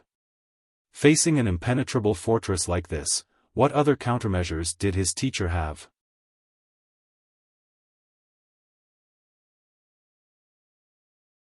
Chapter 483. The Fortress of Resilience was closed. Fu Baoguo's eyes, which had initially been muddy and dull, were now radiant. He watched as buckets of water were poured down, slowly turning into solid ice in the frigid weather. It was as if a layer of armor had been added to the fortress wall. As the process repeated, an hour later, the entire outer layer of the Fortress of Resilience's wall had an additional layer of ice. It was a crystalline, slippery, but unusually sturdy wall. All the damages on the Fortress of Resilience's wall were covered by the layer of ice. There were no longer any gaps. Fu Baoguo touched it excitedly and slashed it with his sword, testing the new wall's sturdiness with his own hands. Snow and ice flew everywhere from the slash, but the main body of the wall did not show any signs of damage. Although the ice wall's sturdiness was slightly inferior, it could still be used. Most importantly, such an ice wall could be easily repaired even if it was damaged. A few buckets of water could be poured over it and the repair would be completed after a short wait. Great idea! What a great idea! Fu Baoguo was trembling, his eyes gleaming as he guffawed. Old Marshall's idea is truly a stroke of genius. Why didn't I think of such a good idea before? Han Sanhe, I'd like to see how many lives Han Sanhe has to fill up this Fortress of Resilience. Don't destroy the ice wall, don't destroy the ice wall. In spite of this, Qiu Jinhan's expression was completely different from Fu Baoguo's delight. Old Marshal Qiu's expression was somber, his gaze worried, he looked like he had a lot on his mind. Fu Baoguo asked in surprise, "Why is old Qiu like this?" "The Fortress of Resilience is like an iron wall now. Even if Han Sanhe has 3 heads and 6 arms, it'll be hard for him to shake it. With such an ice wall, even if he damages the outside today, it'll only take a night at most to recover to its original state. The Fortress of Resilience will be impregnable and we can rest easy." Qiu Jianhan chuckled humorlessly, "I wouldn't be surprised if someone else thought so, but you, Fu Baoguo, shouldn't have thought so." Fu Baoguo was taken aback. He was an intelligent man, a commander who knew his soldiers well. He immediately thought that the old marshal's ice wall tactic should have some sort of limitation, but what was it? While he was delighted, he had also thought about the drawbacks of this tactic, but he had never thought of a way to break it. It was because he had put himself in his shoes that he was so delighted. Was there something that he had missed out on? Qiu Jianhan's expression darkened when he saw Fu Baoguo's contemplative expression. He said, "Baoguo, order the logistics department to prepare more kerosene and fire arrows." He especially had to prepare a large amount of water to prevent Han Sanhe from attacking them with fire in the ensuing battle. Then, order the steel cavalry and the serving army to conserve their strength and be ready to fight to the death. After saying that, he went down worriedly. Fire attack? Fu Baoguo was still puzzled by the old marshal's words. Water and fire countered each other, this was a simple truth that everyone knew. When he had put himself in the ice wall's shoes to come up with a strategy, he had considered using fire as well, but to use fire against an ice wall at this time of the year? It was easier said than done.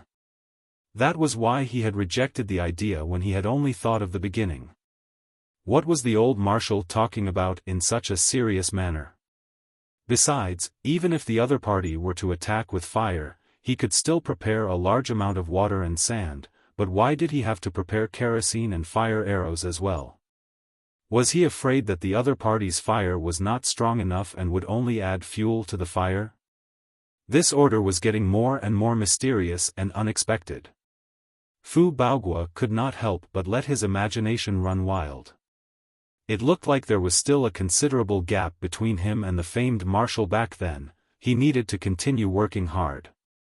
Fu Baoguo was still thinking about this as he followed Xiao Jianhan down the wall. He could not figure out where he had misjudged the situation. It was at this moment that he heard a commotion in front of him. Looking towards the source of the voice, 12 sturdy young men who looked like 12 calves were arguing with several old soldiers. The argument had even turned into physical contact.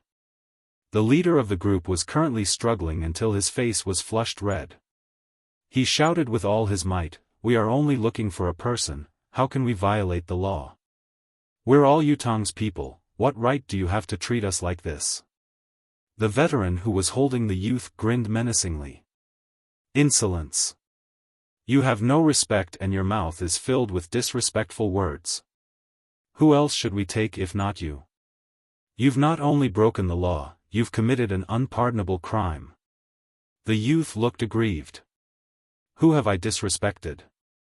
We're really here to join the army and serve our country. The 12 of us are here to fight against Dongxian. How are we unpardonable? We're not spies. Open your eyes and take a good look, we're all Yutong's people." Xiao Jianhan and Fu Baoguo heard it from afar and exchanged a glance, their hearts filled with suspicion. "Go over and have a look," Fu Baoguo ordered his janissaries. As for Fu Baoguo and Xiao Jianhan, they would not go over personally. No matter how confused they were, this was a critical and sensitive period. What if the other party was really a spy and both of them were assassinated? Even if the assassination was not successful, such an incident would cause the already unstable morale of the army to waver once more. The morale of Yutong's army that had just been stabilized could not be shaken by such an incident.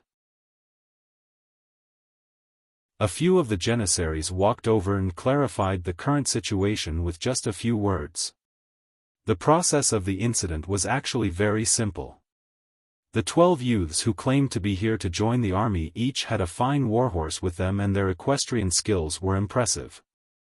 The cavalry general was naturally delighted to see them. Even the steel cavalry general's eyes shone when he saw them.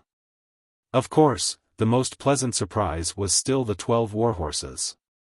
Every single one of them was an extremely fine colt.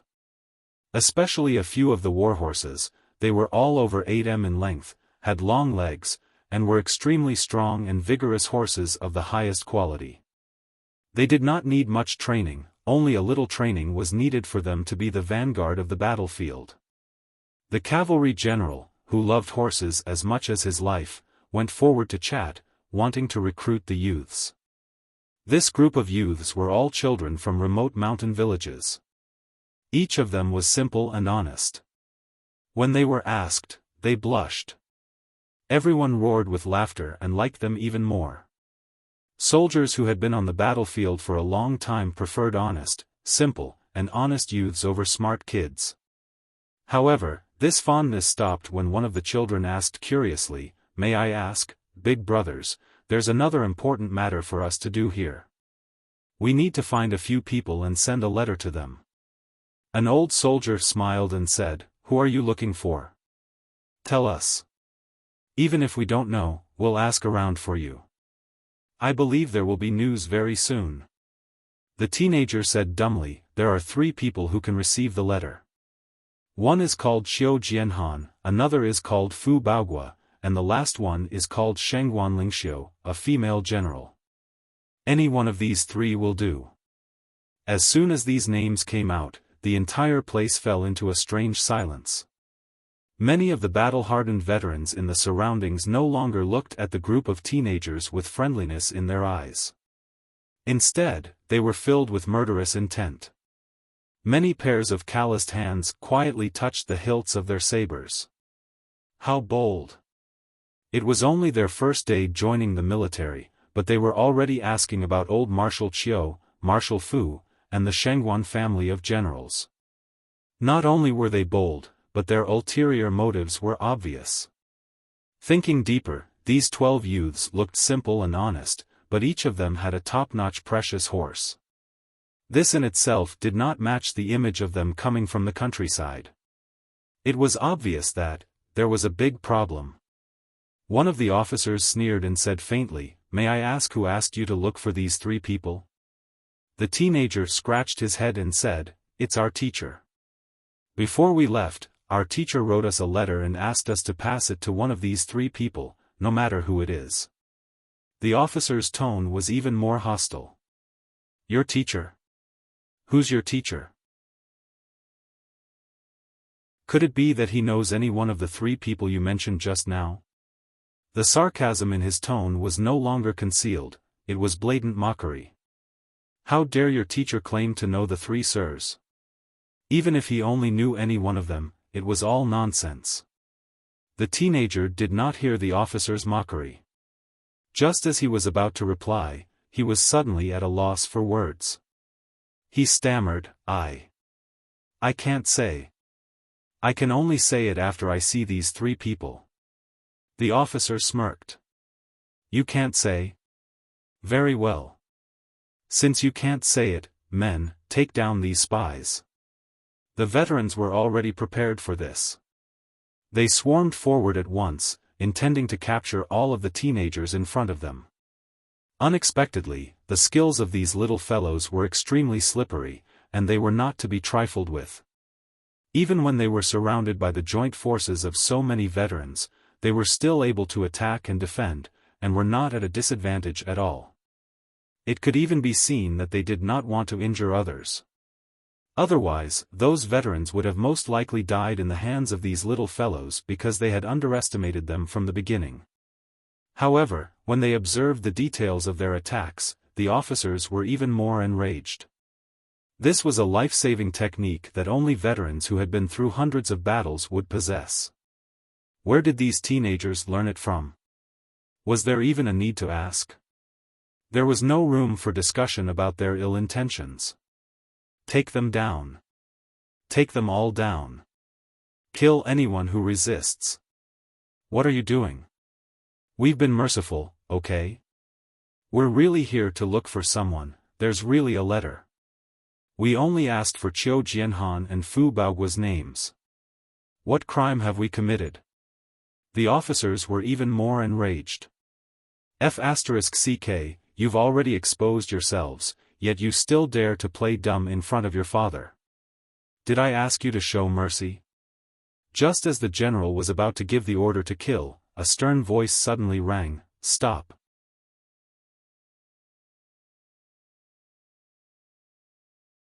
Chapter 484.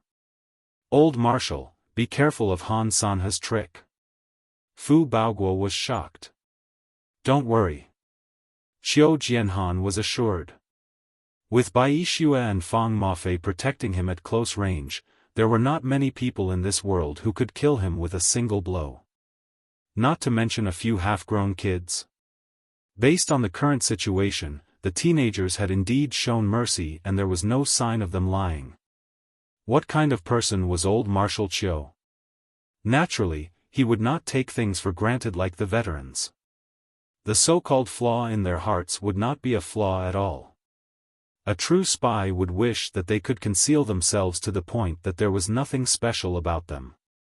Why would they come in a group of teenagers, bringing along a dozen fine horses and calling out their target's name directly? It was even more bizarre and illogical. This old man is the Qiu Jianhan you're looking for. Old Marshal Qiu looked at the children with a smile. Who asked you to look for me? Where's the letter? It was still the leader of the teenagers who asked suspiciously, you say that you're Qiu Jianhan, but what proof do you have? You're the boss of these bad guys, we don't believe you. This sentence was a stroke of genius. Qiu Jianhan was stunned. Yes, I say that I'm Qiu Jianhan, but what proof do I have? Fu Baogua could not help chuckling as he strode out and said, I'm the Fu Baogua you're looking for. Do you need proof too? The children in front of him said blankly, of course, proof. What right do you have to say that you're Fu Baogua? We've just said that we're looking for the both of you and the both of you have come out. How can there be such a coincidence in this world? Do you think we're fools? Fu Baogua was speechless. Qiu Jianhan said, amused, this old man has roamed the world for so many years and no one has ever asked for proof of identity when they see me. This is an eye-opener for this old man today. At this moment, the soldiers beside them bowed respectfully. Greetings, old Marshal Qiu, greetings, Marshal Fu. The teenagers were shocked, their heads spinning as if they were dreaming. This. Qiu Jianhan is actually a marshal? Fu Baogua is also a marshal? Is that Miss Shangguan also a grand marshal? I. The 12 youngsters were thrown into confusion in the wind. They were completely dumbfounded. A few of them paled. They still did not know who Qiu Jianhan and Fu Baogua were, but they knew that the marshal was a high-ranking official. At least, this official was the highest in the Eastern Fortress of Resilience. All right. This old man is getting more and more interested in knowing who your teacher is. Now that it has been proven, can the letter be taken out? Qiu Jianhan guffawed. He had not seen Qiu Jianhan like this for the past few days. These children were a rare source of joy. Fu Baogua, who was also doubted, was amused as well. Ah, the letter is here. The teenager was flustered. He untied his cotton-padded jacket and put his hand into his underwear. After fumbling for a long time, he finally took out a small bag that was tightly wrapped in animal skin. He opened them layer by layer, and there was a letter inside. One of Qiu Jianhan's janissaries took a step forward and took the letter, turning to pass it to Qiu Jianhan respectfully. Qiu Jianhan took the letter and opened it absent-mindedly as he asked, "Who is your teacher? What is his surname? Why is it so weird?" The teenager answered respectfully, "Teacher said that his surname is Yun." Qiu Jianhan's hand that was opening the letter froze. A sharp glint shot out of his eyes. "Where is your teacher now?" As he blurted out this question, an uneasy feeling suddenly surged in his heart. Then, he stuffed the letter into his robe and said urgently, "Everyone here, follow this marshal to the marshal's tent and bring these children here. Martial law is to be enforced in the entire city. No one is to act recklessly. Those who act recklessly will be dealt with according to military law." Then, he took the lead and strode away. Fu Baogua shuddered as well, catching up quickly. His expression was unprecedentedly stern, there was no trace of a smile on his face. The few children were escorted by a group of military officers and generals as they came to the marshal's tent in fear and confusion. Qiu Jianhan finished reading the letter in unusual detail. His eyes glowed as he looked at the children in front of him. "Other than this letter, did your teacher say anything else?" The letter that old Marshal Qiu had placed so much emphasis on did not reveal any information at all. It probably only asked Qiu Jianhan and Fu Baogua to take care of these children. There was no information that old Marshal Qiu was really concerned about.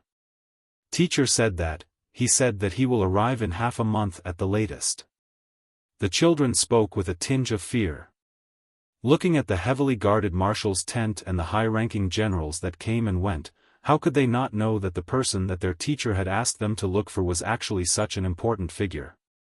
It was already a testament to their mental fortitude that they could still speak in one sentence at a time like this. Half a month at the most.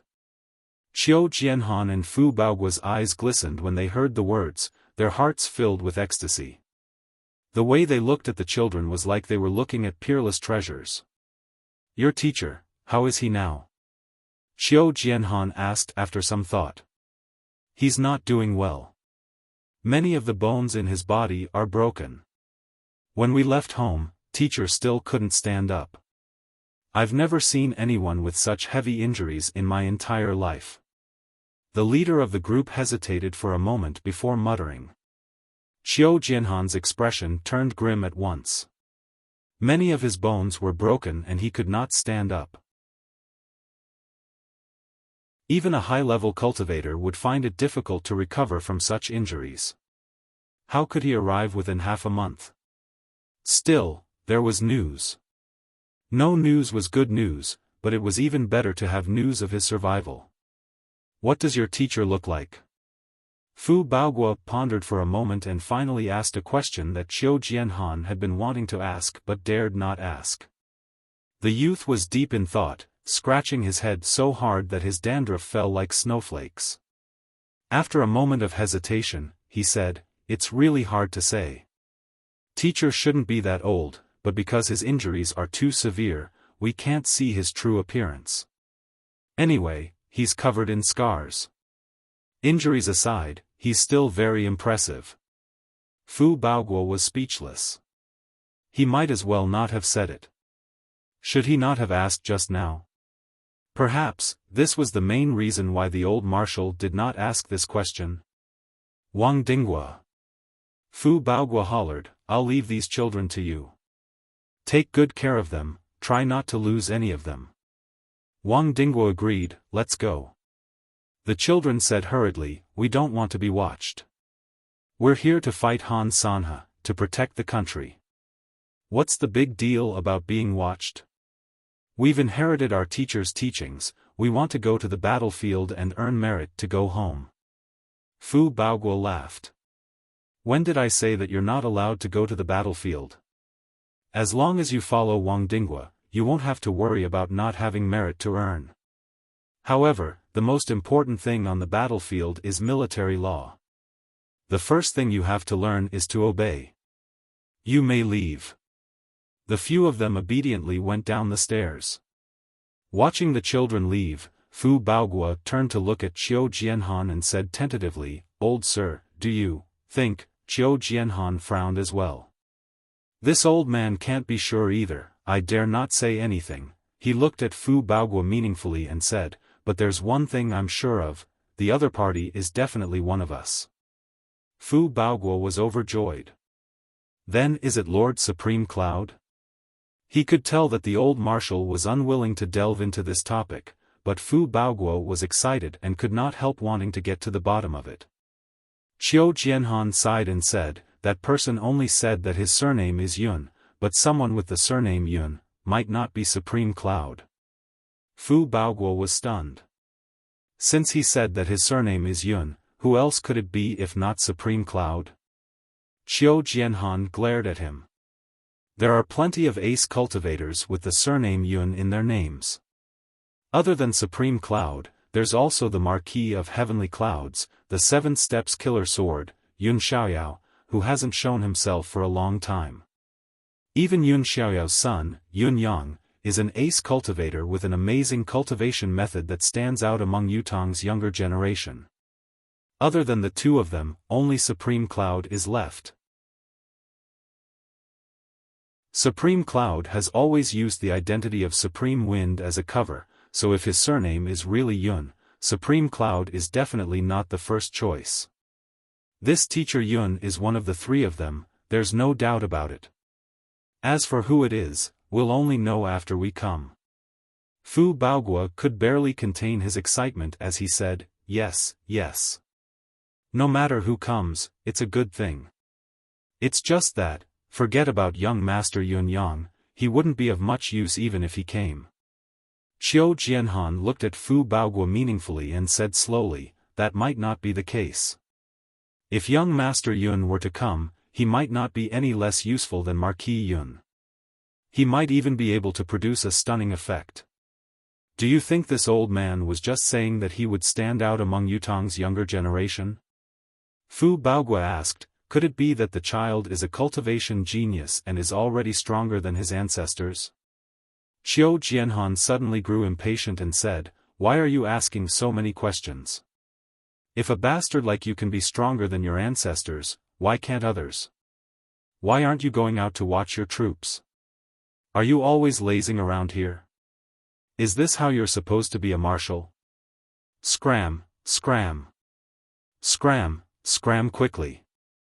With spittle all over his face, Fu Baogua walked out in a daze as he wiped it off. He could not understand why the conversation had been so harmonious. How had it suddenly turned into a barrage of bullsh*t? Could it be that young Master Yun was really capable? Or perhaps he was the one with the surname Yun that old Marshal Qiu was more inclined towards? It was highly possible. After all, the teenagers had said that although their teacher Yun's face could not be seen clearly, he was not old. The Marquis of Heavenly Clouds, Yun Xiaoyao, could not be said to be young. Supreme Cloud's cultivation base was unfathomable, so he should be a little older as well. It seemed that only young Master Yun could be considered young. If that was the case, the hopes that old Marshal Qiu and old Marshal Qiu had pinned on him would be dashed. Marquis of Heavenly Cloud's young Marquis, Yun Yang, was shockingly talented, but he could not be compared to Supreme Cloud. How could a mere Yun Yang compare to the 9 Supremes' think tank, Supreme Cloud? They were worlds apart, they could not be mentioned in the same breath. Fu Baogua felt that he seemed to have found the reason for old Marshal Qiu's sudden change of attitude. In the marshal's tent, Qiu Jianhan, who was left alone, looked anxious and doubtful. He paced back and forth, mumbling to himself, "Is it you? Is it you?"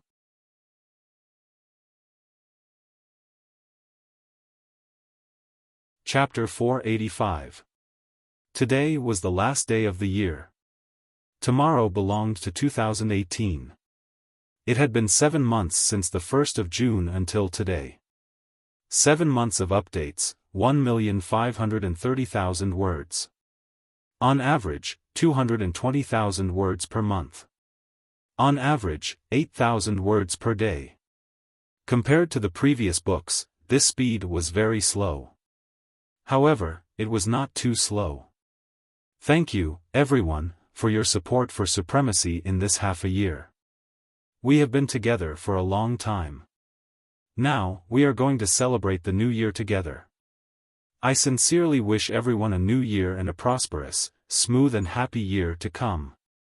Actually, before writing this book, I have been thinking about something. China's history since ancient times has been a process of dynasties rising and falling to fight for the world. Every hero has shone brilliantly in their own history. For their country, for their people, they have not hesitated to fight. In fantasy novels, sometimes, for the sake of pleasure, one can ignore the war of dynasties and only write about the gratifying and vengeful parts. However, I have always thought, do these fantasy protagonists and heroes not have their own countries? Do they not have their own nationality? What have they always believed in? A person can't just eat the food of the world and only think about becoming stronger, can he? Therefore, I have set up such a protagonist at the beginning of this book. He can be chivalrous, he can be gratifying and vengeful, he can roam the martial world, but he must have his own mission, his own desire to serve his country. He can fight in the martial world for his brothers. He can draw his sword in anger for his lover. However, he can also bleed on the battlefield for his country. They could also charge and break through enemy lines for their own people. Therefore, there is Yun Yang that everyone sees. The passion of the people has never cooled. We have never abandoned the belief of our country and people. I do not want to instill any truth into the people, nor do I want to awaken anything noble, but this is a character that I have always wanted to write about. A story that I have always wanted to write. War scenes are indispensable for such a protagonist. This book has to continue, and I will continue to write it seriously. What I can do is that this story may not be what some readers expect, but this story can make everyone laugh and cry for him. To be able to leave such a few people in everyone's memory long after the book was finished, Lin Sanjiu was shocked. For example, the 9 Supremes. For example, Yutong. For example, the Fortress of Resilience, Qiu Jianhan, Taizheng, and Fu Baogua. In the new year, let us work hard together. I will work harder. I wish everyone happiness.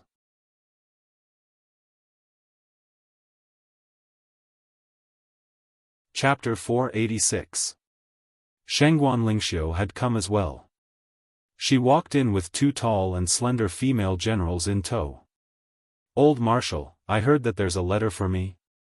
Qiu Jianhan was deep in thought when he heard her. Yes, it's here." He took the letter out. Shengguan Lingxiu glanced at it and was confused as well. "Who is this?" Old Marshal Qiu glanced at her and said, "He said his surname is Yun." Shengguan Lingxiu shuddered. "Lord Supreme Cloud?" Old Marshal Qiu's gaze fell on Shengguan Lingxiu's face and said, "Not necessarily." Shengguan Lingxiu's eyes shone brighter. "Is it young Master Yun Yang?" Old Marshal Qiu squinted and said, "This old man doesn't know." Shengguan Lingxiu smiled and said, "It's a good thing no matter who comes." On the other side, Yu Rulan and Ji Lingxi's expressions changed at the same time. Whether it was Supreme Cloud or Yun Yang, it was a good thing. That was true. It was also a good thing for the 2 girls. If Supreme Cloud were to come, both of them could ask about Supreme Wind from him. In other words, news of Ji Lingfeng. If Yun Yang came, the 2 girls gritted their teeth, determined to get even with this bastard. However, why was Shengguan Lingxiu so excited? Supreme Cloud's arrival was beneficial to the war, it was only natural for her to be happy. However, what was she happy about Yun Yang's arrival? Qiu Jianhan saw the change in the 2 girls' expressions and said, "These 2 look unfamiliar." Shengguan Lingxiu introduced with a smile, "These 2 are martial artists, highly skilled." Along the way, before she could finish, Yu Rulan had already said faintly, "Let old Marshal know. I'm Yu Rulan and this is my sister-in-law, Ji Lingxi." Qiu Jianhan squinted and said, "Good name." The old Marshal was a shrewd man. This Lady Yu Rulan was not one to speak much, a gentle and quiet girl. There must be a reason for her to speak first. Therefore, the old Marshal did not interrupt and waited quietly. As expected, Yu Rulan said, "My sister-in-law is young Master Yun Yang's fiancée." Supreme Wind's younger sister and fiancée could not be mentioned now. However, Yun Yang was young Master Yun's fiancée. The 3 of them were shocked when they heard this. Qiu Jianhan's eyes were as round as saucers while Shengguan Lingxiu turned around abruptly. Even Ji Lingxi herself was blushing at once. "Sister Lan, what nonsense are you talking about?" Ji Lingxi was rather perplexed as well. "When did I become that guy's fiancée?" Sister Lan was just spouting nonsense. Yu Rulan remained expressionless. Both she and Ji Lingxi had disguised their faces, so no one would be able to tell even if they were moved. He spoke slowly, "This young Master Yun is rather insensible, leaving us in Tiantang City and disappearing without a trace. We have come to look for him." But in his heart, he was exasperated at her for failing to live up to his expectations. "Sister, oh sister, you're so silly. Can't you see that this female general's feelings for Yun Yang are almost undisguised? If you continue to be embarrassed, Yun Yang might be snatched away by someone else." "Yun Yang's fiancé?" Shengguan Lingxiu asked in a daze. Qiu Jianhan frowned and asked suddenly, "How many fiancés does Yun Yang have?"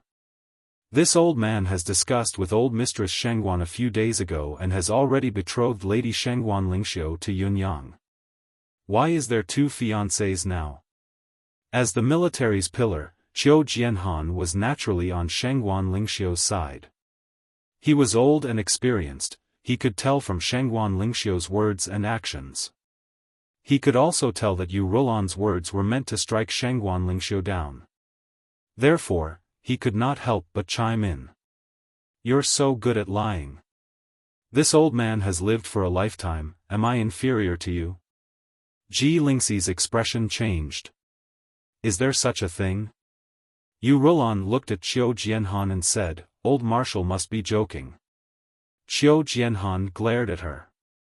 This is a military camp, there's no joking here. Get out, all of you. This old man's solemn martial tent has become a place for jealousy. What a scandal. With a wave of his hand, he chased them all out. When Shangguan Lingxiu came out, she looked at Ji Lingxi and Yu Rulan. She had so many questions that she could not ask or speak. Ji Lingxi lowered her head as well, occasionally glancing at Shangguan Lingxiu. She could not help but feel that in terms of looks, she might be slightly better than Shangguan Lingxiu, but in terms of height, long legs, and heroic bearing, she could not compare. Yu Rulan had already planted a nail in Shangguan Lingxiu's heart. In addition, the three ladies had been rather close along the way, so Yu Rulan did not provoke her further and kept her mouth shut.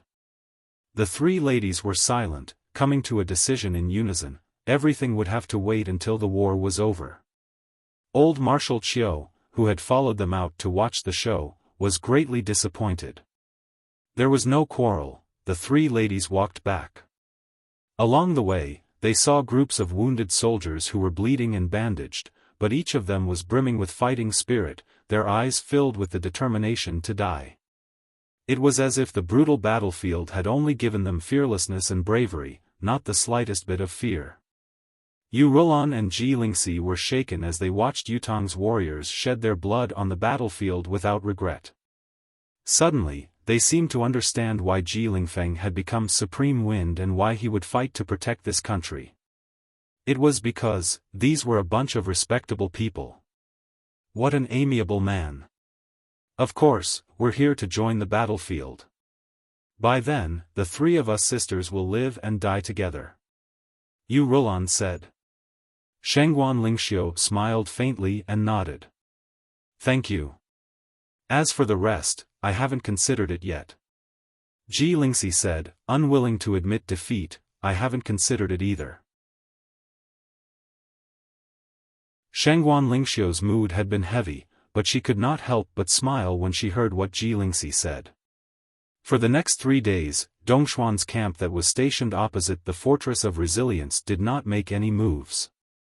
They could only watch as Yutong's troops poured bucket after bucket of water onto the top of the fort, allowing the water to seep through the cracks. Fu Baoguo was afraid that the weather was too cold and the water would freeze before it could seep through completely, so he ordered the soldiers to boil the water and pour it down directly. This way, they could prevent the water from freezing before it could seep through. As for the outside of the fort, they could just pour bucket after bucket of water down without concern. With such hasty actions, the Fortress of Resilience had turned into an ice fortress in just 3 short days. The ice and snow outside had reached a thickness of 2 feet. Even a deicide bow's close-range attack would not be able to penetrate such a thickness. Siege arrows could still penetrate it, but was there any meaning in using siege arrows to attack the layer of ice? At least, there was not much meaning. With this in mind, Yutong's troops' morale was greatly boosted. The shadow of defeat that had shrouded them previously and the path of defeat had long vanished. Even the clouds of war that had been suppressed for so long had dissipated at this moment. All of them were filled with confidence towards the victory of this war. Only Qiu Jianhan was still worried every day, his brows furrowed as he repeatedly checked on the fort's reserves and supplies. On the other side, Han Sanhe had been observing Yutong's movements. He saw that the Fortress of Resilience had finally stopped watering the fort after the 3rd day. After all, there was no longer any meaning in continuing to thicken the wall, the current scale was already sufficient. When Dongxuan's troops came to attack, they would bear the brunt of the attack and pour water on the wall after the battle ended. All of Yutong's soldiers were reassured, but the soldiers on top of the fort could feel the chill. It was a bone-chilling coldness that chilled their hearts to the bone. On the third day, Han Sanhe summoned Zhang Gu. Han Sanhe summoned Zhang Gu and asked, "Have you prepared everything I asked you to prepare?" "They've been prepared for a long time." Han Sanhe's eyes glinted coldly. "Then, attack." Just as Han Sanhe announced the attack, Yutong's reinforcements arrived once again. This time, there was only one person, a person with the surname Yun. Marquis of Heavenly Clouds, who had not been seen for a long time, had rushed here from the north day and night. Now, Marquis of Heavenly Clouds, who had passed the bottleneck of the perfection of the peak realm and successfully ascended to the heaven realm, had arrived.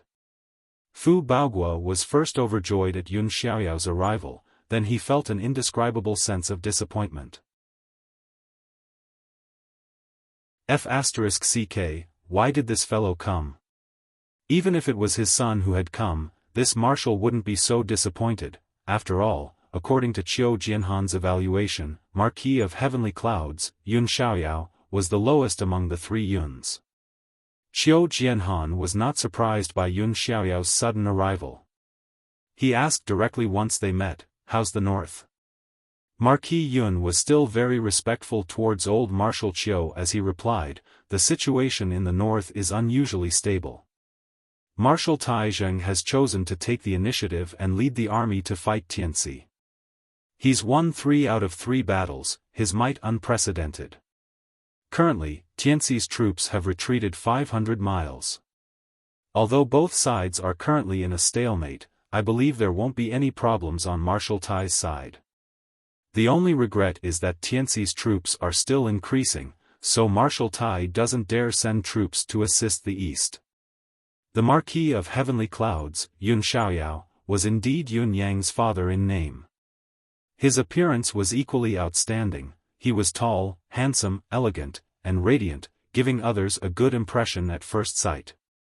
This humble one has been staying at the northern border for more than a year. Marshal Tai saw that the war has stabilized and discussed it with this marquis, requesting this marquis to assist alone. Thus, this marquis has traveled south through the night and has finally arrived at the Fortress of Resilience today to contribute my strength. Marquis Yun smiled gently. "I'm not too late after all. I can still make it in time for this war of the century and watch the ultimate showdown between the world's top marshals."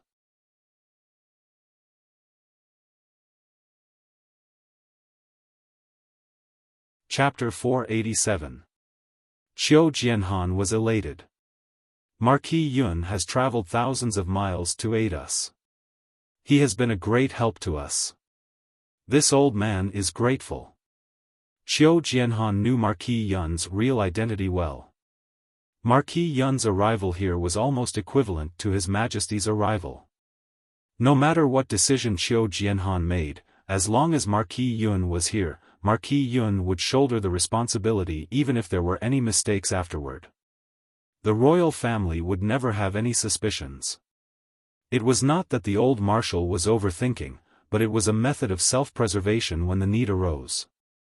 After all, the saying that a general would not obey the emperor's orders when he was away, that his merits would overshadow his master, and that the emperor and his subjects would be suspicious of him was the chief concern of a marshal. Although old Marshal Qiu was very sure that His Majesty would never suspect him, he still had to be wary of scoundrels in the imperial court. If the war was lost, everything would be over. If the war was won, there would always be people who wanted to reap the fruits of their labor. Regarding this, no matter how wise the ruler was or how prosperous the world was, there would never be a lack of such people. It was at this time that the war drums on the opposite side suddenly thundered as a shrill horn tore through the sky at the same time. The sudden sound was deafening, and the ground shook because of it. Dongxian is attacking. Fu Baoguo was rather taken aback when he heard the news that was both reasonable and unexpected. Facing such an impregnable fort, what right did the renowned marshal, Han Sanhe, have to launch an attack in broad daylight? Was he out of his mind? Or perhaps he had taken the wrong medicine? No matter how confused he was, Han Sanhe's attack was already right before his eyes. Fu Baogua charged up to the top of the fort in a single breath and could not help sucking in a cold breath at what he saw. Dongshuan's army was densely packed, carrying long ladders that were as dense as a forest as they charged over. What made Fu Baogua even more fearful was that he saw Dongshuan's shadow cavalry moving out in full force. They were like a black dragon that swam at high speed, shaking their heads and wagging their tails, ready to bite the enemy.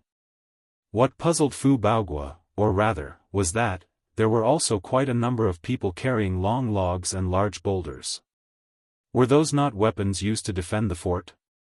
Also, what were those people running with half of the ladder doing? Do we need these things to attack a city? Han Sanhe's attack was not a joke, was it? Han Sanhe's frontline troops pressed forward at the same time, pressing into the center of the battlefield.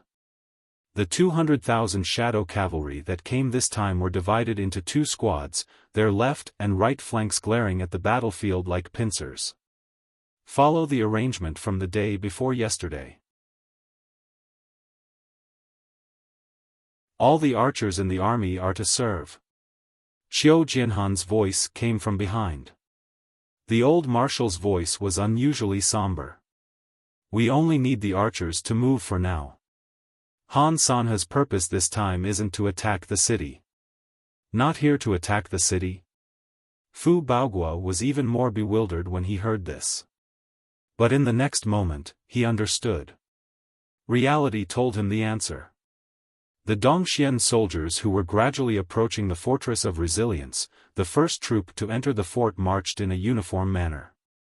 Each of them held a huge shield in one hand, covering their entire body from head to toe, while the other carried a long ladder held by a few people as they sprinted over. When this troop arrived at the edge of the Fortress of Resilience, their next step was to erect the ladder on the wall and turn to leave without a moment's hesitation. Fu Baogua was still bewildered by the reality before his eyes. What was going on? The ladder had been erected and they were already at the edge of the fort. Why were they not attacking?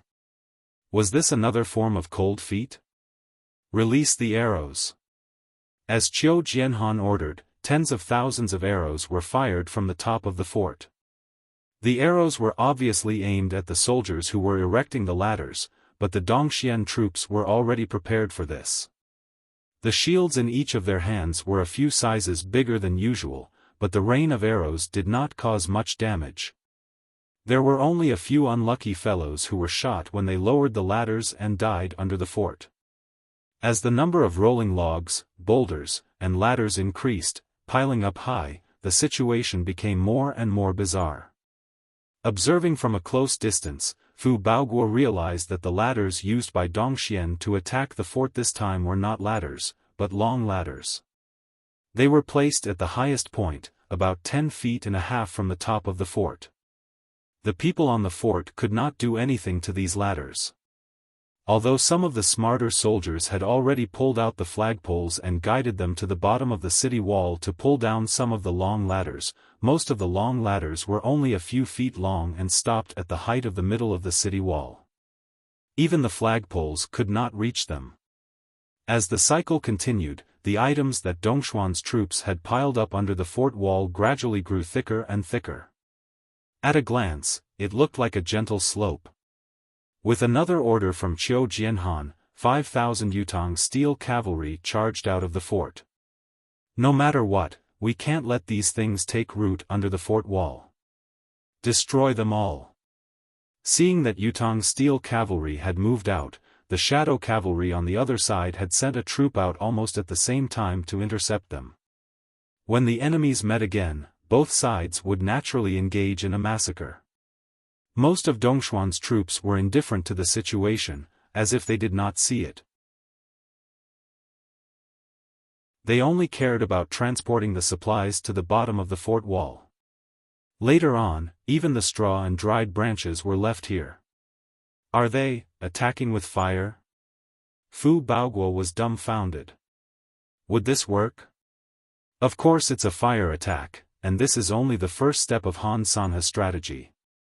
Xiao Jianhan sighed deeply as he watched the brutal battle between the shadow cavalry and the steel cavalry below the fort worriedly. Han Sanha is indeed a veteran of the battlefield. He has indeed thought of this. The most extreme situation is about to begin. I wonder if the Fortress of Resilience can really hold on for a month. A few moments later, Dongxuan's soldiers who had left all their belongings behind hurriedly retreated. While the battle between the steel cavalry and the shadow cavalry was still going on, a loud horn rang from Dongxuan's camp. A shrill voice hollered, "Light the fire! Fire the arrows!" With a loud boom, Dongxuan's archers were already prepared, lighting up the arrows that had been soaked in kerosene on the bowstring. Swoosh! Swoosh! Swoosh! Countless fire arrows instantly covered the entire sky as they flew towards them. Boom! The base of the fort was ablaze with a towering fire. The sudden heat wave burned Fu Baoguo's face, making him feel like he was at the edge of a sea of fire. In spite of this, Fu Baoguo was still puzzled by Dongxuan's move and Han Sanha's strategy. What's the use of attacking with fire? We only need to retreat from the top of the fort to avoid such a huge fire, but Dongxian can't possibly cross the wall of fire to attack. If they force it, they'll only burn themselves to death with the current fire. Qiu Jianhan sighed, "Baoguo, as a general, not only do you need to know your soldiers, the weather, the geography, and so on, there are many other things that you need to know as well." Fu Baoguo's uneasiness grew exponentially. Had he really missed something important? What? What don't I know? Actually, setting fire is only Han Sanha's first move. Dongxuan's army will continue to throw burning things under the fort's walls. Qiu Jianhan sighed, the Fortress of Resilience is known as an impregnable fortress. Other than being impregnable, the weather and geography here are also the key to this fortress's invincibility. Whether it's a flood or fire attack, no attack will be effective. Now that there's a loophole, we can only use ice to solidify the fort. We have to do this. When the water is poured down, it looks like the entire city has been melted into one, making it even more indestructible. However, at the same time, it has also created a considerable amount of hidden dangers. The water has frozen into ice, forming a thick layer of ice. At the same time, it has also filled up the gaps between the stones of the city walls, making these gaps even larger. When the ice melts in spring, the water will leave and return to the ground, but the fort's sturdiness will slowly fade as well. It might even be on the verge of collapse. What Han Sanha is doing is speeding up this process. If the fire can't be stopped, the moment the ice melts completely, it'll be the Fortress of Resilience's doomsday. By then, a single attack will be enough to collapse the flawed areas. Perhaps, more than one area will collapse as well. Therefore, this strategy of freezing the fort is only a countermeasure to quench one's thirst with poison.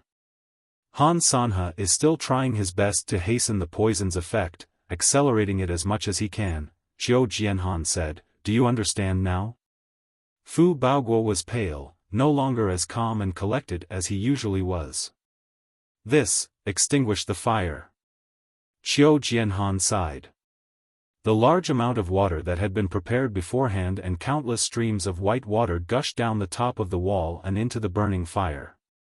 Tens of thousands of people splashed water at the same time, and there were a few inexhaustible wells in the Fortress of Resilience.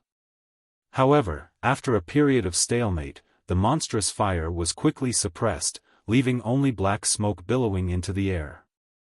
At the top of the fort, the steam that rose from the clash of heat and cold almost shrouded the entire top of the fort. As the temperature plummeted, the ice that had been melted by the fire began to solidify again. Fu Baoguo looked over and said, scratching his head, "Yes, as long as we extinguish the fire, everything will return to normal." Qiu Jianhan said faintly, "How can it return to normal? Look down there. You have me by your side now, how can you lose your usual composure? As a marshal, the most important thing is to remain unfazed even if the mountain collapses in front of you. Fu Baoguo looked down and saw the long ladders that had yet to be completely burnt, especially the rolling logs and rocks that were piled up under the fort. As far as his eyes could see, they had already risen to a certain height. As the fire was extinguished, cold water was splashed down continuously. Other than the rising white smoke, some of the edges had already begun to freeze. What a huge lump!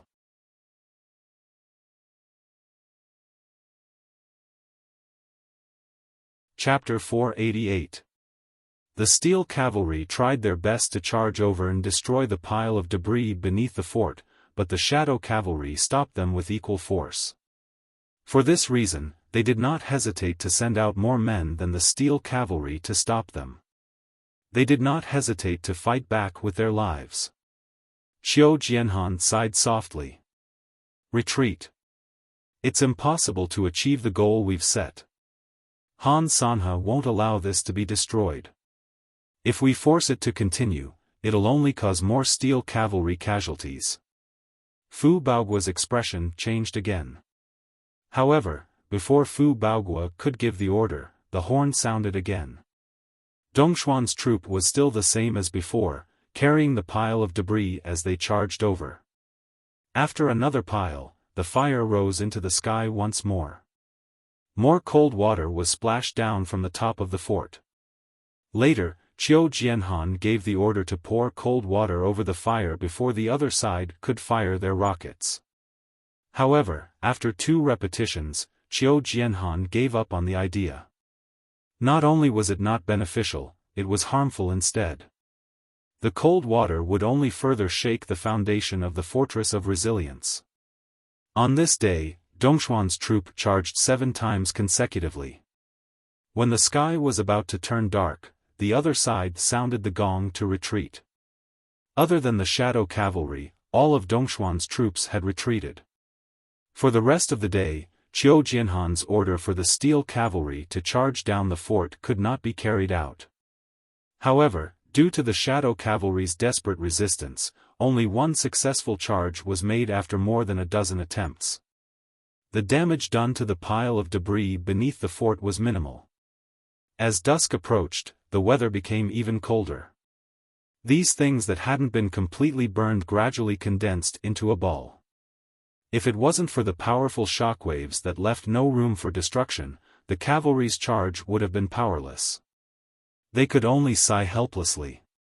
It was then that realization finally flashed in Fu Baoguo's eyes.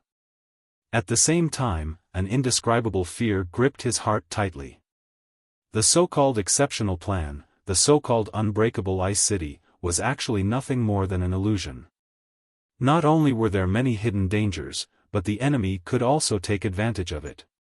Even the most impregnable pass under the heavens would cease to exist because of this unforeseen event. Looking at the pile of debris that had not been burned completely at the base of the fort that stretched for dozens of miles, he felt chills run down his spine. However, all the blood in his body rushed to his head at this moment. In an instant, he felt dizzy and saw stars. His body, which had not had enough rest for a long time, almost couldn't hold on any longer. He couldn't help but sway. Do you understand now? The so-called unbreakable ice city is only a temporary measure, a quenching thirst with poison. Qiu Jianhan looked at Fu Baoguo with a dark expression. Fu Baoguo opened his mouth, wanting to speak, but he felt as if there was a piece of burning coal in his throat.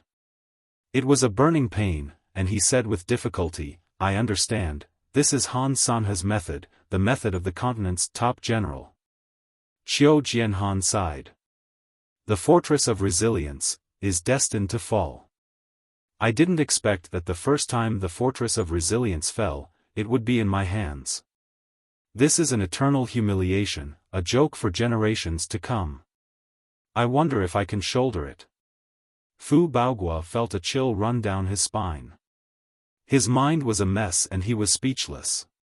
Perhaps it was a curse, perhaps it was a nightmare, or perhaps it was a nightmare. In the next 7 days, Yutong and Dongxian continued to repeat the rhythm of attacking the city. The fire started.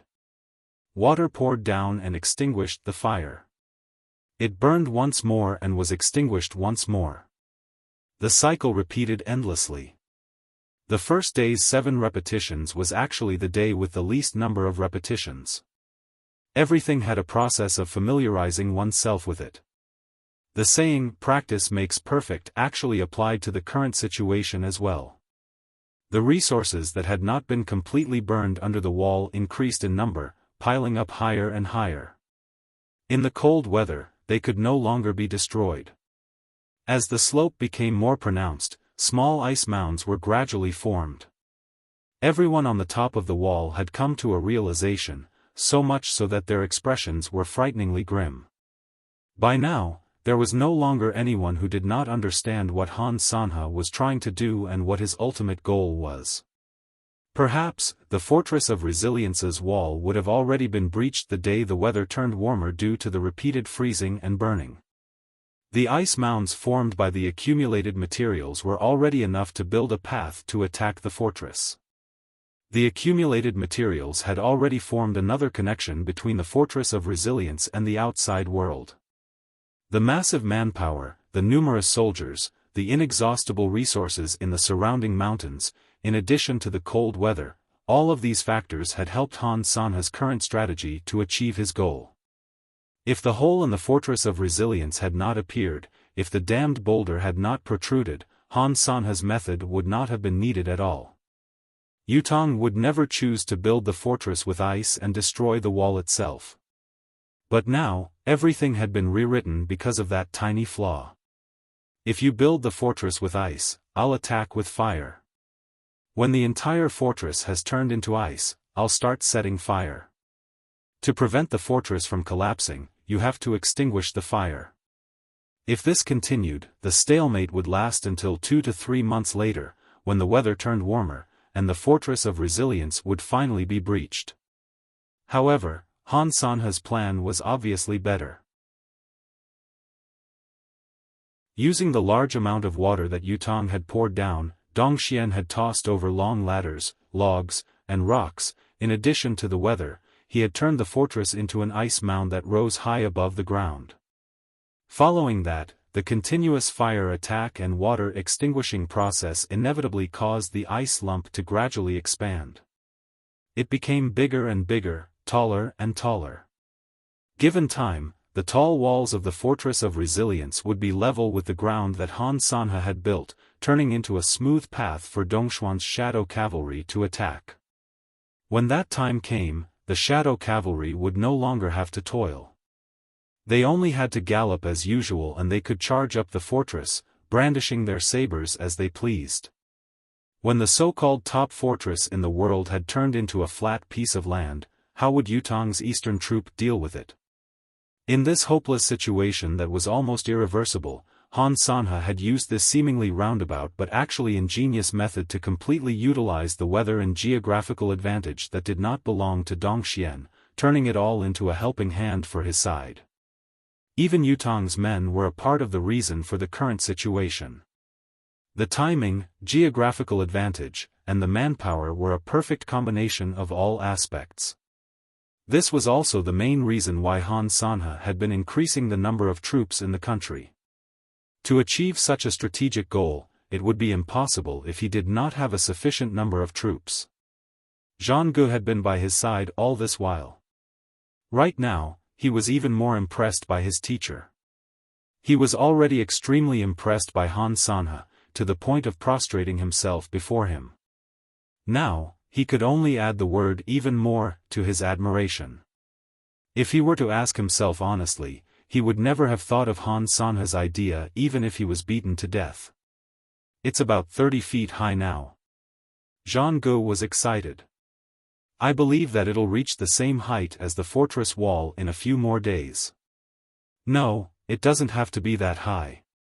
If we take into account the horse's jumping ability, we can save at least 1 or 2 days. I didn't expect our casualties to be so little under teacher's command during this attack on the Fortress of Resilience. The so-called impregnable fortress is close at hand. Han Sanhe shook his head slowly. It won't be that easy. Zhang said, "Ah. Why does teacher say so? Victory is right before our eyes." The height of the pile outside the ice fortress can only reach the bottom of the wall's original gap. There's still at least 40 feet of height from the top of the fortress. It's impossible for the pile to go any higher. I've thought of what Qiu Jianhan has thought of. How could Qiu Jianhan not have thought of what I've thought of? No, I should say that Qiu Jianhan has thought of what I've thought of since the beginning, so of course he has a countermeasure, Han Sanhe said.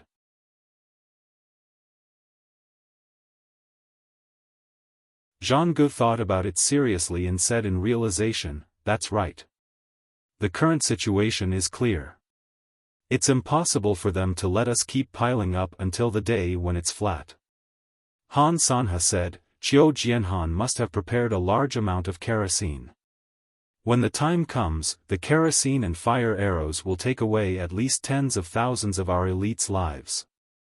However, if we really want to take down the Fortress of Resilience, we have to pay for these sacrifices."